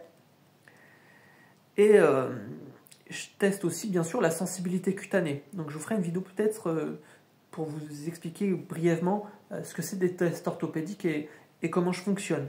Je vous invite encore une fois à me consulter pour que je trouve une solution, pour que j'essaye en tout cas de trouver une solution appropriée à votre mesure et à votre demande, d'accord, avec des objectifs réalisables, d'accord, sachant qu'un thérapeute qui vous dit qu'il arrive tout, qu'il y a zéro échec, c'est pas vrai, c'est un gros mytho. Et moi j'en ai rencontré des beaux mythos chez les ostéos. C'est arrivé de tomber, je vais pas donner de nom parce que c'est pas le but, mais il y a un kiné-ostéo un jour qui m'a dit qu'il n'a jamais eu un cas comme moi parce que j'arrivais pas à intégrer ses mouvements. Moi, des cas comme moi, j'en ai toutes les semaines en fait. Parce que c'est très compliqué. La douleur chronique, elle est très compliquée. Parce qu'on n'est plus sur du mécanique. On est sur du nociplastique. Donc la capacité d'apprentissage n'est plus la même. Parce que le cerveau n'arrive plus à recruter des nouveaux circuits neuronaux et donc l'apprentissage est impossible. Et donc, comment je fais pour activer un muscle que j'arrive pas à mobiliser? Comment je fais pour activer un muscle que mon cerveau ne perçoit plus correctement? Elle est là la difficulté. Elle est là la faille.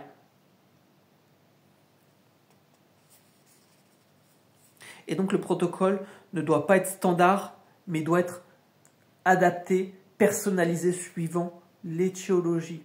Et donc les échecs thérapeutiques, c'est parce que le protocole n'est pas assez adapté parce qu'il s'en fout de l'étiologie. Moi, je peux essayer de trouver l'étiologie, je peux suggérer une étiologie et je peux adapter un protocole en fonction. Donc tant que je ne touche pas, tant que je ne vois pas, ça ne sert à rien de marceler de messages ou me demander ci et ça et ci et ça. Je veux bien donner des réponses, mais la meilleure réponse, c'est mes mains. D'accord? Je n'ai pas fait 50 milliards de formations pour donner toutes les réponses à vos kinés, à vos ostéos, à vos médecins. Moi aussi, je dois remplir mon frigo à un moment donné. D'accord? Sachant qu'il ne comprendra pas la moitié de ce que je raconte. Hein? Donc la toxine botulique, c'est un peu de la merde. En tout cas, c'est aucunement une solution durable à long terme parce que même si on ne vous le dira pas, en réalité, ça va fibroser le muscle. C'est-à-dire qu'un muscle qui ne fonctionne pas, qui est en immobilisation prolongée, bah, il va faire de l'adhérence. Il va y avoir une construction anarchique de la fibre. Donc l'immobilisation, c'est du poison. D'accord? Quand il y a une immobilisation forcée, ça reste un stress pour le cerveau. D'accord? Et donc la méthode, en fait, elle est formalisante. Donc moi, je suis fondamentalement contre la méthode. Jamais vous verrez un truc méthode Gavino, méthode Raphaël, ça n'existera jamais. Méthode truc, méthode machin, méthode machin. La méthode, elle est formalisante. Et comme elle est formalisante, elle est limitante. Donc il faut une approche, pas une méthode, il faut une approche globale. Et donc l'approche, il faut un minimum de connaissances cliniques, de connaissances en neuroanatomie, en neurophysiologie, en biologie cellulaire et en neurosciences cognitives. Et en réadaptation, bien sûr. Et donc, d'accord? Et donc, il n'y a pas de méthode magique. Ce que je veux vous dire, c'est que la méthode magique, c'est plus, un petit truc là, un facteur là, sommeil, alimentation, stress, exercice physique. Ah, ça me fait du bien, ça me fait du bien, je prends, ça me fait pas du bien, je laisse. Et j'adapte. Et j'essaye de trouver la meilleure expérience de vie pour que mon cerveau puisse faire des ponts par l'expérience. La meilleure méthode, c'est votre méthode. La méthode que vous allez mettre en place parce que c'est vous le capitaine à bord. C'est vous le capitaine à bord. C'est pas moi, c'est personne d'autre. Moi, je suis simplement là pour vous assister et tenter de vous apporter une solution ou au minimum, j'espère, une amélioration. D'accord? Vous savez, je suis tellement intègre que les secondes séances, en cas de vraiment zéro échec, zéro progression, etc., il m'arrive régulièrement de proposer des secondes séances gratuites. Hein, et qui faisait ça? C'était les médecins chinois. Les médecins chinois n'étaient pas payés s'ils n'avaient pas de résultats.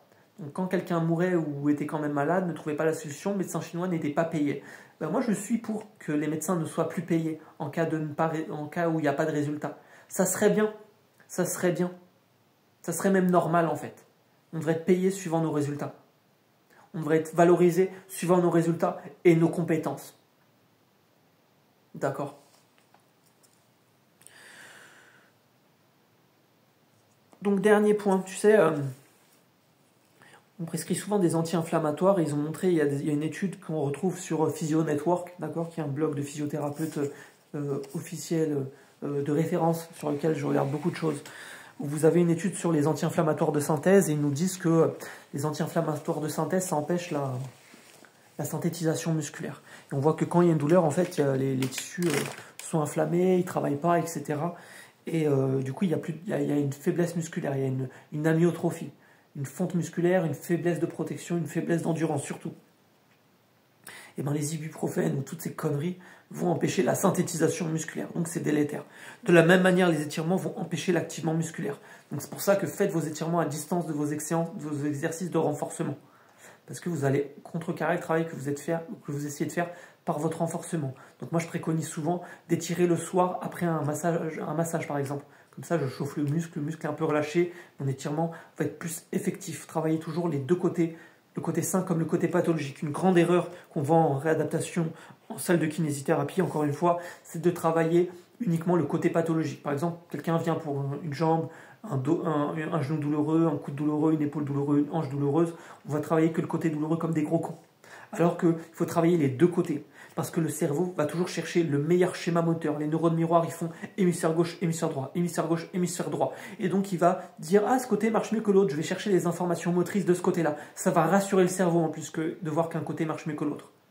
D'accord? Le fait de travailler le côté sain comme le côté pathologique, ça fait que ça va ralentir le déficit musculaire et proprioceptif du membre pathologique. Si par exemple, il n'est plus disponible tout de suite, à la suite d'un œdème, post-opératoire, etc., d'un gonflement, d'un plâtre, d'une prothèse, d'une chirurgie, etc., où je ne peux pas encore le mobiliser pour X raisons, eh ben, le fait de travailler mon côté sain, ça va ralentir ce déficit musculaire et proprioceptif. À quel point le cerveau est puissant. Donc faites confiance à votre cerveau, putain.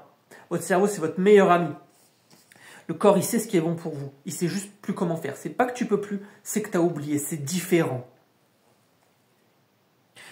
Donc le corps, il a des cycles, anabolisme, catabolisme, destruction, construction, destruction, construction. L'inflammation est nécessaire. L'inflammation est nécessaire, il faut juste la contrôler. Mais elle est nécessaire.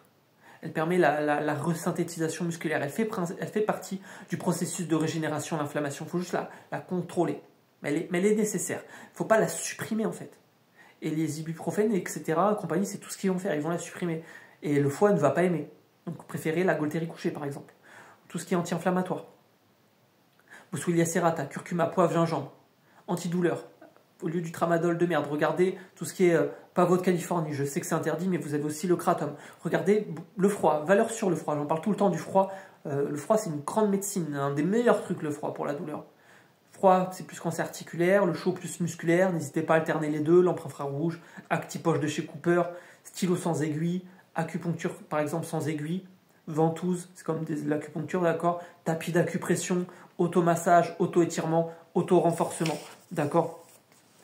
Donc moi je bosse sur 3 modèles, je vais bosser sur 3 modèles. J'ai déjà bossé sur un modèle de tenségrité biologique, et là je vais bosser sur un modèle de fusion entre le modèle biopsychosocial, qui fait que je suis un humain, d'accord, et le modèle de potentialisation long terme, c'est-à-dire un modèle de neurologie, de neurophysiologie. D'accord.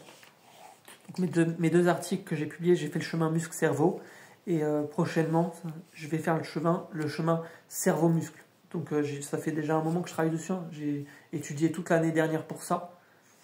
Je me suis enquillé une collection d'un grand neurologue, mais j'ai oublié son nom, un grand neurologue français. Du coup, j'espère que je vais être publié encore une fois et que mon travail va être reconnu à sa juste valeur.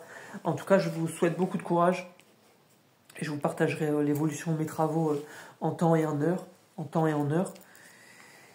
Et donc n'hésitez pas à liker, à partager, à vous abonner, à me consulter dans la vraie vie si je peux faire quelque chose pour vous, si comment je vous parle, ça vous parle. Moi, c'est pas qu'une question d'argent. C'est-à-dire que, vous savez, je ne vais pas faire trop le miskin, voilà quoi. Moi, je suis pas dans la position victimaire et la position de se plaindre, parce que le pire, c'est pas souffrir, le pire, c'est ne pas dormir, déjà, je trouve. Moi, ce qui a été beaucoup plus dur pour moi, c'est d'être privé de sommeil, avec mes douleurs dans mon dos et ma hanche, etc. Ça a été beaucoup plus dur, la privation de sommeil, que la douleur, personnellement. Je trouve que la vraie torture, c'est le manque de sommeil. Et si c'est utilisé comme forme de torture, à Guantanamo, etc., la privation de sommeil, c'est pas pour rien. C'est que je pense que ce qu'on peut faire de pire à un humain, c'est l'empêcher de dormir. Donc, je vous ai fait une vidéo, les plantes du sommeil, etc. Regardez, hein, mélatonine, ashwagandha, crinière de lion, valériane, passiflore, mélisse, etc. D'accord. Pavot de Californie, etc. Il y a toujours une solution, il y a toujours une plante qui est bonne pour vous.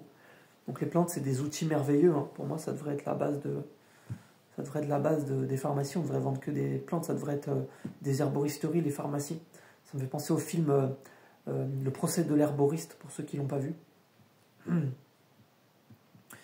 Et voilà. Je sais que je ne vais pas faire beaucoup d'amis avec cette vidéo, mais c'est pas grave. Le but, c'est pas de se faire des amis. Le but, c'est de quoi on parle à un moment donné, putain. D'accord. Et moi, j'ai beaucoup trop souffert physiquement dans ma vie pour ne pas être honnête. D'accord. Moi, j'étais en couple, j'ai perdu ma femme. J'étais en appart, j'ai perdu mon appart. J'avais un métier, j'ai pas pu travailler. J'ai pas pu retravailler en tout cas dans cette branche. Je passais mon permis, j'ai pas pu repasser mon permis alors que je l'avais raté parce que j'arrivais plus à rester assis dans la voiture. D'accord. La douleur chronique, c'est pas pris en charge en fait par la hache parce qu'avoir mal pour eux c'est dans la tête, c'est psychologique. Alors que pas du tout en fait. Hein. Il y a une vraie réponse immunitaire, une vraie réponse. Il y a un vrai stress biologique intégré. Hein, ça s'appelle un syndrome général d'adaptation. D'accord. Et donc on est sur quelque chose de très grave qui est minimisé au simple rang de psychologique. Et ça, c'est quelque chose que je n'accepte pas et que je n'accepterai jamais. Donc je vais pas. Donc c'est très infantilisant au niveau de la patientèle. Centre antidouleur, 1 an d'attente pour un Tenseco 2 à la con et un cours de méditation, de sophrologie à la con. On repassera. Elle est où l'étiologie? Elle est où l'autonomisation de la personne? D'accord. Et pour moi, on devrait mettre l'accent sur l'éducation thérapeutique et donner les clés aux gens pour qu'ils puissent faire des essais, faire des erreurs pour trouver la bonne solution pour eux. Parce qu'une réadaptation, c'est pas linéaire. Il y a des essais, il y a des erreurs. Et qu'il n'y a que la personne qui peut doser la contrainte pour se réadapter. Il faut stresser les tissus, mais pas trop. Il faut les stresser de manière progressive. Il n'y a que la personne qui peut être suffisamment progressive. Il n'y a que la personne qui sait quel mouvement elle peut faire ou ne peut pas faire, comment elle peut le faire ou pas le faire, debout, assis, allongé, sur telle position, sur le côté, sur le ventre. Il y a toujours moyen, mais il ne faut pas rester dans une impasse thérapeutique. Et donc, il faut faire preuve d'ingéniosité et faire preuve d'innovation. Et moi, j'ai cette pensée arborescente, holistique et ingénieuse pour vous autonomiser. En tout cas, je la cultive, quoi. Donc vous avez beaucoup de vidéos. Je vous en enverrai encore peut-être une au niveau des tests orthopédiques, d'accord, pour faire brièvement, pour vous expliquer 2-3 tests orthopédiques, comment ça se passe, que je fais, et que vous ayez cette notion, d'accord. Et je vous en ferai une peut-être, parce que j'ai vu qu'elle a eu pas mal de succès, ma vidéo protocole 5 exercices pour vous libérer de la douleur. C'est vrai que je fais souvent des longues vidéos avec beaucoup d'exercices.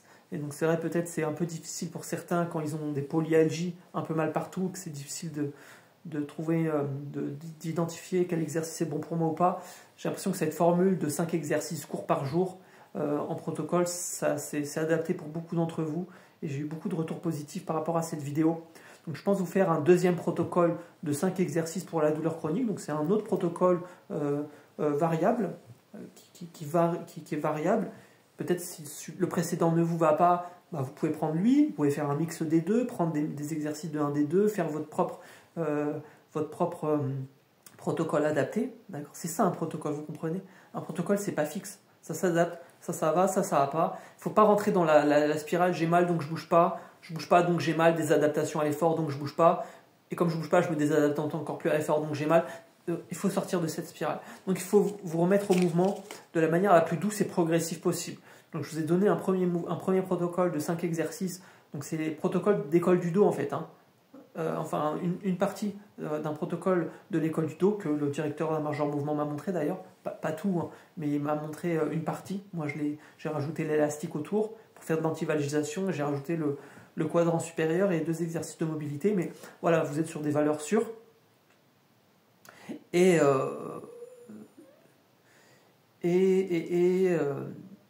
je vais vous en faire un deuxième qui, je pense, vous aidera beaucoup d'entre vous.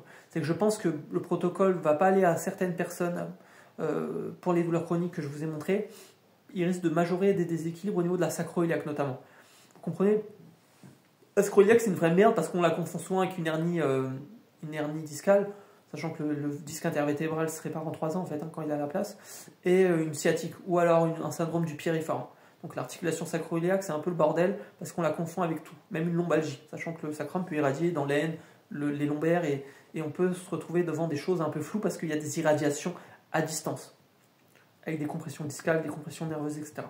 Et donc je vais vous faire un deuxième protocole pour les douleurs chroniques, plus doux, enfin différent, c'est pas plus doux, c'est différent, qui peut être intéressant si vous avez des limitations au niveau de l'articulation sacro-iliaque, et particulièrement si elle est hypermobile. Je vous ai dit, si elle est raide, en 2-3 séances, normalement c'est revenu avec un kiné, un ostéo, voilà, même 2-3 jours avec vous. Voilà, je vous ai fait une vidéo décompresser la colonne vertébrale, etc. Vous avez des mouvements dessus. Je vous ai fait une vidéo exercice pour la sacro. Mais peut-être que c'est pas encore assez adapté, peut-être que vous compensez au niveau des ischio-jambiers, etc., de cette coactivation, au niveau de la charnière aussi, peut-être qu'il y a trop de pression au niveau de la charnière et qu'elle ne s'articule plus correctement. Parce que quand vous dormez, c'est pareil, le dos ne se repose pas, et ça, il faut le prendre en compte. Tu vois. Donc bref, je vous prépare un deuxième protocole pour les douleurs chroniques, très intéressant, 5 exercices seulement. Donc j'espère que ça va vous intéresser, likez, partagez, abonnez-vous, consultez-moi dans la vraie vie. Il y a 1050 abonnés, c'est encore trop peu.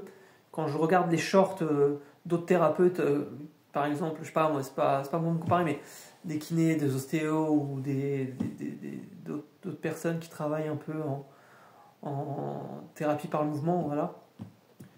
Et ben ils font des shorts de 30 secondes, de 1 minute, des vidéos de 5 minutes, 10 minutes à la con, et ils ont des millions de vues, des milliers de vues, et moi je fais des vidéos de 1 heure, 2 heures, une demi-heure tout le temps, où je vous donne des informations précision laser, et des trucs assez profonds, et je trouve que c'est pas normal que j'ai aussi peu de vues par rapport à la quantité et la qualité du contenu que je donne.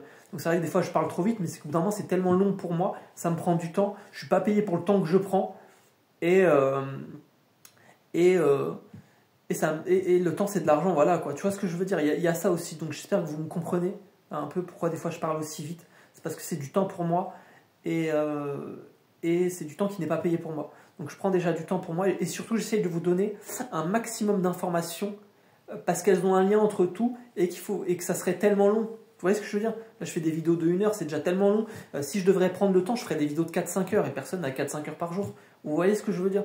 Donc je sais que je vous invite à aller re-regarder, faire des pauses, prendre le temps, regarder sur Google, qu'est-ce que ça veut dire, tel mot, telle terminologie. Cas échéant, vous m'envoyez un message privé ou un commentaire. Tiens, Raph, j'ai pas compris tel mot, là, tu as été trop vite, ou j'ai pas vraiment compris ce que tu veux dire.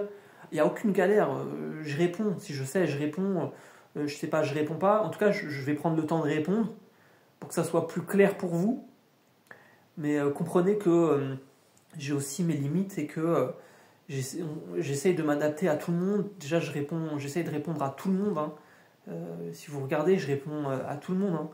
Hein. Quand je réponds pas, en général, c'est que j'y pense pas ou que j'ai raté le truc parce que je suis reparti à faire autre chose. Mais j'essaie de toujours être disponible un maximum hein, sur ma chaîne YouTube, sur TikTok, sur Insta, sur YouTube, sur Facebook et tout. Donc je vous remercie de votre compréhension, de votre soutien. Parce qu'il y a beaucoup de gens qui me soutiennent depuis plusieurs années, qui savent que je suis quelqu'un de bienveillant et d'entier. Et que c'est vrai que je ne suis pas le plus gentil de la Terre, mais que je suis le plus franc. Et que je dis toujours ce que je pense, et que je sais qu'avoir mal, c'est rien, c'est avoir mal tout le temps le problème, qui n'est pas normal. Avoir mal, c'est rien, on peut avoir mal une semaine, un jour, ça va, on supporte la douleur, on est des hommes forts, des femmes fortes, il n'y a aucun problème. Mais c'est avoir mal tout le temps qui est épuisant et éreintant, tu vois. Et donc, j'essaye de vous donner des clés comme ça, par-ci, par-là. Cette chaîne YouTube, elle a une clé par-ci, par-là. Enfin, elle a pour but d'essayer d'alléger votre quotidien, d'alléger vos souffrances, de prendre ce qui vous intéresse pas, vous laissez, c'est pas grave. Hein. Mais j'essaie vraiment de donner un maximum d'informations pour que chacun puisse en tirer le meilleur parti. Peut-être que, quelqu'un va penser à ça, et donc ça va lui faire penser à autre chose, et donc elle va peut-être aller vers une direction. Mais ce qui est certain, c'est que je vous invite à rester dans l'action. C'est-à-dire que la passivité, c'est pas une solution. Il y a deux types de personnes, les gens qui se plaignent et qui bougent pas leur cul, les gens qui se plaignent et qui bougent leur cul. D'accord. Moi, même quand j'arrivais pas à m'asseoir, et même le train, j'ai encore du mal à prendre le train, la voiture aussi, c'est très dur pour moi, tu vois, avec les vibrations et tout. Et je sais que j'ai fait 13 allers-retours Dunkerque-Paris pour mon dos. Et c'était 2-3 heures de train, ou je sais plus. Tu vois ce que je veux dire? Sans m'asseoir. J'allais tout le temps dans le train restaurant et je restais debout 1h30, 2 heures sans m'asseoir. Tout le temps. Parce que je ne pouvais pas. Et j'ai passé des heures et des heures et des heures debout comme ça. Donc moi, on ne me le fait pas. Tu vois, j'ai mal, la vie c'est dur, on ne me le fait pas. Tu vois ce que je veux dire? C'est qu'au bout d'un moment, même si c'est dur, je sais à quel point c'est dur. Hein. Vous savez, des fois j'avance, des fois je renonce. Hein. Même moi, hein, la douleur, des fois, il y a des jours où j'ai du mal à la gérer. Hein. Il y a des jours où je masse quelqu'un, j'ai un client, j'essaie vraiment de... Tu vois, je suis dans le truc, je fais mon truc carré. Et je sais que le soir, je vais le payer, le lendemain, je vais le payer. Tu vois? Parce que malgré tout, quand je suis avec la personne, je pense à elle, ça me fait moins penser à moi. Il y a ça aussi. Donc pensez à faire des choses que vous aimez. Moi, j'aime mon travail. Pour moi, c'est même pas un travail, j'aime mon travail. J'aime les gens en général. Si je peux les soulager, ça me fait plaisir. Je suis content, je me sens utile. Tu vois? C'est important de se sentir utile, ça me valorise. Donc moi, je veux que les gens se sentent mieux. Même si j'y arrive pas, je fais mon maximum, tu vois. J'y arrive dans beaucoup de cas. Hein. J'ai presque 150 avis positifs sur Google. J'ai 3 avis négatifs. C'est la même personne, les 3 avis négatifs. D'accord, quelqu'un qui ne m'a pas payé en plus. Bref. En tout cas, voilà, je sais que j'ai des retours, très très bons retours. Je suis mieux noté, je crois, dans ma catégorie de la région d'Occitanie. D'accord, sur Google Maps. Mais le but, c'est pas de me lancer des fleurs. C'est pas ce que je veux dire. Ce que je veux dire, c'est que je sais c'est quoi avoir mal. Et donc, c'est comme je sais ce que c'est avoir mal, que je peux essayer de me mettre le plus à votre place. Et donc, vous donner des pistes que je me donnerai à moi. Tu vois ce que je veux dire? Parce que je sais c'est quoi avoir mal et je peux imaginer comment tu as mal. Parce qu'il y a plusieurs manières d'avoir mal. Tu vois? Et à quel point la douleur peut être impactante au niveau de la vie, de la vie quotidienne. Mais il faut se rappeler que... le doute, tu vois, c'est ce que je me dis les amis, pour rester fort, hein, parce que je sais que c'est pas facile tous les jours. Je sais que le doute, c'est un luxe que les douleurs chroniques n'ont pas. C'est qu'à un moment de doute, le doute, ça nous tue, plus que la douleur. C'est que on ne sait pas comment demain ça sera. Est-ce que demain je vais pouvoir faire ci, faire ça? On doit tout prévoir et prévoir ces générateurs d'anxiété en douleur chronique. Parce que la douleur chronique, elle ne toque pas à la porte. Je suis là, on la sent arriver. Des fois, on arrive à la contenir, la crise aiguë. Mais des fois, on n'y arrive pas. Moi, j'arrive souvent, mais ça m'arrive d'avoir 3-4 jours où je ne suis plus là, quoi. Où je suis plus là, je me déconnecte et tout, tu vois. J'ai besoin d'être seul. Personne ne me parle. Et c'est pas contre les gens, mais c'est que, au bout d'un moment, la douleur, elle est tellement submergente que la catalyser, c'est quand même, inhumain presque. Il faut peut-être presque se mettre en mode robotique. Et elle te coupe de toi, elle te coupe des autres, forcément, cette douleur. Donc moi, je suis là pour vous envoyer de la force, pour vous envoyer du courage. Et je vous souhaite que le meilleur. Donc le doute, c'est un luxe que nous n'avons pas. Donc restez positif. Et ensemble, on peut peut-être essayer de trouver une solution. Donc, je vous invite à me contacter. Vous m'avez sur Facebook, vous avez sur Google, vous avez mes coordonnées. D'accord, je fais une séance qui dure 2 jours en général quand c'est chronique. Une première séance, je le compte comme une séance. Et je vous donne un protocole d'1 mois et demi, 2 mois. Et après, je revois la personne. Je fais un suivi tous les 1 mois et demi, 2 mois. Si la personne ne peut pas se déplacer à nouveau, vu que je l'ai vue, je peux faire un visio avec elle pour suivre un peu sa progression et lui ajouter ou lui supprimer des exercices. D'accord. Donc, profitez de ma disponibilité, d'accord, et profitez des connaissances que je peux vous apporter et des compétences que j'ai que vous ne trouverez probablement pas chez grand monde en fait. Parce que moi j'ai mal en fait. J'ai mal, il me faut une canne pour marcher dehors. Et quand je vois que j'ai mal, je me dis pas bah c'est comme ça, je vais prendre ma boîte de médicaments et tout. Non, non, moi je cherche à comprendre pourquoi. Et quand j'ai un échec, je passe 2-3 jours et je me creuse la tête et je me creuse la tête et je lis des livres d'anatomie et je regarde tel exercice d'un tel, tel exercice d'un tel, tel exercice d'un tel et pourquoi il y a un échec, est-ce que c'est machin, et je regarde les arbres décisionnels, les étiologies fonctionnelles possibles et les diagnostics différentiels, etc. Il faut toujours être dans la quête de l'amélioration et quand il y a un échec thérapeutique, il faut se poser les questions. Et donc moi je suis là pour vous poser des questions, pour vous trouver le pourquoi. Enfin, pour essayer de trouver le pourquoi, pour trouver le comment. Parce que la bonne question, c'est pas qu'est-ce qu'on a, mais qui a fait quoi. Et vu qu'on est des humains, on ne saura jamais tout. Je n'ai pas la science infuse. La bonne question, c'est pas qu'est-ce qu'on fait quand on sait, c'est qu'est-ce qu'on fait quand on ne sait pas. Et ça, c'est la grande intelligence. Donc, il faut être holistique pour être capable de répondre à cette question. Et moi, c'est ce que je sais. C'est ce que j'essaye de faire. C'est que je ne sais pas tout, mais j'essaye de savoir un peu tout pour trouver la solution la plus adaptée, la plus globale possible, la plus multifactorielle, pour corriger le maximum de facteurs pour permettre une nouvelle intégration par votre cerveau. D'accord. Donc je vous souhaite beaucoup de courage les amis, je vous fais des gros bisous. Je vais vous envoyer 2 autres vidéos, je pense la semaine prochaine. Après je me concentrerai sur mes travaux. Je pense que je suis fier en tout cas d'avoir créé cette chaîne YouTube, j'ai envoyé beaucoup de contenu. J'espère qu'elle vous servira, qu'elle vous a servi et qu'elle vous servira encore. Parce qu'on ne sait pas demain de quoi elle fait, hein, tu vois ce que je veux dire. Et en tout cas, je prends plaisir à amener ma contribution à la communauté des gens qui souffrent, peu importe le problème ou quoi. Tu vois, il y a des douleurs psychiques qui sont pires que des douleurs physiques qui sont pires que des douleurs psychiques. La douleur, c'est pas une compétition à qui souffre le plus. C'est que on est tous... la douleur est subjective, mais c'est pas parce qu'elle est subjective qu'elle n'est pas réelle. Et donc quelqu'un qui souffre, c'est pas le minimum qu'on puisse faire, c'est essayer de l'aider. Et pour ça, il faut qu'elle cède en premier. Et moi, mon but, c'est que vous vous aidiez en premier et que vous vous priorisez. Et que vous soyez acteur de votre guérison. Vous êtes quelqu'un de précieux. Vous avez de la valeur. On a tous de la valeur. Personne n'est con. Tout le monde a un talent. Et rien n'est impossible. Ça, c'est sûr. C'est que rien n'est impossible et que la volonté... Moi, je pense que dans ce monde, la volonté, c'est utopique. Hein. La volonté et l'amour, je pense que ça triomphe de tout.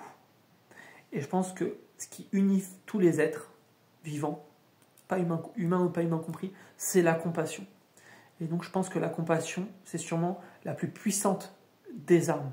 Et qu'il faut faire preuve d'intelligence émotionnelle pour discerner le vrai du faux. D'accord? Et ce qui est certain, c'est qu'on est des animaux et qu'on est des êtres de la nature et qu'il faut une médecine qui ne soit pas soumise à la culture ou à l'économie. Or, c'est le cas.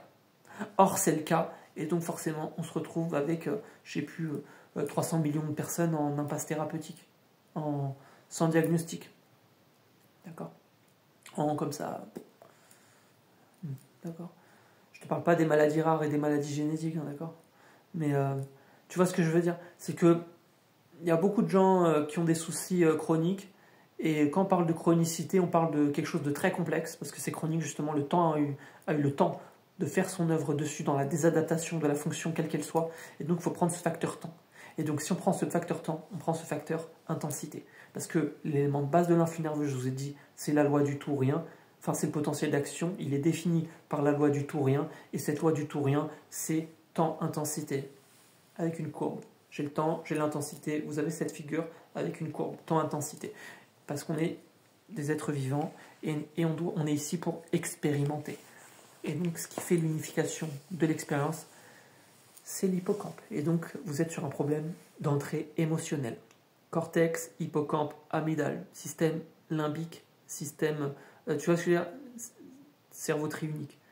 Émotionnel, reptilien, cortex logique, même si c'est obsolète, parce que toutes les aires du cerveau marchent ensemble, en fait, à un certain pourcentage. Même une aire qui a l'air spécialisée, elle a un rôle, en fait, à faire dedans. Il suffit de regarder les aires du cerveau qui s'allument quand je parle. C'est les mêmes du cerveau que quand j'écoute de la musique, qui s'allument quand je parle, ou quand je bouge, ou quand je vois quelqu'un faire quelque chose, ou quand je suis ému par une musique, ou qu'une sculpture est belle, et que je suis ému. Donc on est des humains très complexes. Et je pense qu'on devrait faire preuve d'humilité devant une telle complexité. Donc sur ces belles paroles, les amis, je vous fais des gros bisous. Je vous remercie pour tout, pour votre soutien. Et je vous dis à très vite.